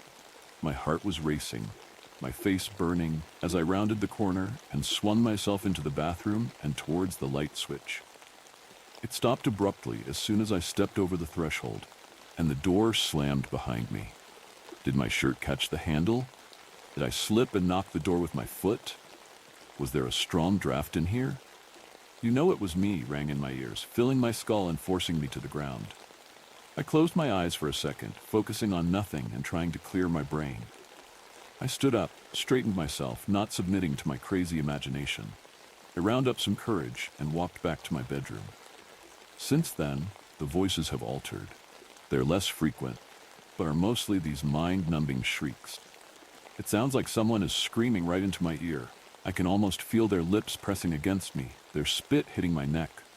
They are mostly quick, but some have lasted a whole minute, filling my head and making me feel hollow. A couple times I've heard a loud bang in the other room, and have walked in to see a book or plate fallen off a table. Did I put it too close to the edge? About an hour ago, I decided I have to keep trying to sleep. It's the only way out. Finally, I started to drift away, happy to know that this was coming to an end. Just as I was about to release my annoying companions, I felt something grip my arm, sending me upright in bed. Did I bang it on the nightstand? I've been known to twitch a bit when falling asleep. There's a deep purple bruise on my forearm now. I'm not really sure what's going on, but I think this overwhelming sleep deprivation is causing me to go insane. Is there anything I can do to finally get some sleep, or at least get rid of the foul noise in my head? The silence between breaths grew heavier, and then something moved in the shadow. "Professor, my life was at an all-time low when these events took place. I was in deep depression, and my father had recently passed away. Dad had always been my caring parent. He always made time to talk when I had a pressing matter and needed his advice. He was always upbeat, offering practical advice and encouraged me. My mother, on the other hand, never had a good thing to say and would belittle me whenever she had the chance. Later in my life, I came to realize she was probably jealous of me. I was an honor student attending a well-known university at the time. It took a great deal of effort to continue my studies and not drop out. I didn't have any really close friend. The program I had enrolled was extremely challenging and took up all my time. While other students were able to enjoy a social life, I simply didn't have the time. It was the end of my junior semester when I took a required course that my troubles began. I had been warned about the professor, but didn't really have a choice in the matter. It became obvious during his second lecture that this professor enjoyed making his students' lives miserable. He told us he didn't think any of us had what it took to be successful, but he would do his best to enlighten us. He loved to give pop quizzes every week. On top of that, his lectures and homework didn't help prepare for his impossible exams. He spoke quickly during lectures, a piece of chalk in one hand, an eraser in the other, as he quickly scribbled one long equation after another on the big chalkboard. We were also required to memorize hundreds of formulas. When he was handing out our graded midterms, I saw that I had received a very middling score, but at least hadn't failed. I was extremely worried how this class could adversely affect my scholarship, as I was required to maintain a high grade point average. I took the exam home and that evening looked it over. Quickly, I grew frustrated, realizing many of my answers had been incorrectly graded. The next day, I went to see the professor so I could bring this to his attention. I waited outside his office for over an hour. He was quite late to return and glowered at me as he headed towards me. "What do you want?" he asked briskly as he unlocked the door to his office. I explained to him my work on the exam had been incorrectly graded. By my calculations, I should have scored a high grade. He sat down and rolled his eyes at me. Then he invited me to sit down and explain that a graduate student had graded the midterms. He listened in silence as I went through the problems and even laughed a couple of times. If I had only known a graduate student had graded my exam, I could have avoided this meeting. The professor took my exam and put it away inside his wooden desk. He looked at me for quite a while, not saying anything. It felt extremely awkward as I sat there. Finally, he said he'd speak to the graduate student. I thanked him as I stood up and got ready to leave. Just as I was stepping out, the professor asked me if I was interested in doing some work for extra credit. Without hesitating, I said yes. Then he told me I could come to his home the following evening at a specific time and gave me his address. I didn't think about it that much right at the moment, but over the course of the evening, I realized that maybe what the professor had asked was inappropriate. I went to bed and did not sleep well. The next morning when I woke up, I felt quite anxious. I really didn't like how he'd been looking at me while I plead my case regarding the midterm. Felt like he was looking up and down my body over and over as he sat there in utter silence. I didn't eat much that day, nor had much of an appetite. I attended my classes and had a hard time concentrating. Many times I caught myself obsessing over having to meet the professor again. Finally, it came time to go. I got my backpack and climbed on my bike. At least the weather was nice as I rode my way into the elite neighborhood. My professor lived in a large 2-story house located at the back of a long cul-de-sac. I parked my bicycle beside an expensive-looking sports coupe and then walked up the driveway to the front door. I had to ring the doorbell several times, then finally I heard the door unlock to be greeted by my professor. He led me into his living room and asked me to have a seat on a big leather couch. I smelled alcohol on his breath. Although he didn't act like he was drunk, he sat down across from me on another couch. "I'm glad you could make it," he said, and grinned. "So I've had some time to look over your midterm. I'm aware you're one of our honor students. That said, are you aware it's hard for women to succeed in highly technical roles?" He sat there with his big grin. Immediately I informed him I had a Xeroxed copy of my midterm and had spoken to the graduate student that graded the midterms. Suddenly, he stopped grinning. "Well, good for you," finally replied after a long, awkward moment. He then told me my grade would be corrected, and I left. That moment felt so good. I ended up passing the course with the highest grade in the class, and slowly my depression lifted by the end of the semester. Unfortunately, that's not the end of this story. I ended up enrolling in summer school so I'd have a chance to graduate early. Summer is a time when there are few people on campus in the college town. Over the course of the first summer session, I began to notice seeing the professor. I always kept my distance and avoided speaking with him. I should mention he was quite a big man and really stuck out in a crowd. He had a big round belly and huge muscled arms. Every time I spotted him, I caught him looking straight at me, and he was always frowning. One evening, while I was passing through the small downtown area on my way home after leaving the library, I sensed someone was following me. I stopped at an intersection waiting for a car to pass by and looked back behind me. There he was, the professor, only a few feet back, but now he had that evil grin of his again. Immediately, I ran to a nearby coffee shop and went inside. The shop was empty, except for one worker standing behind the till. I ordered a hot tea and sat down at a small table close to the counter. In came the professor. He sat down close to the door, watching me the whole time. The server brought me my tea and then informed me she had to step out for a few minutes as she hurried out.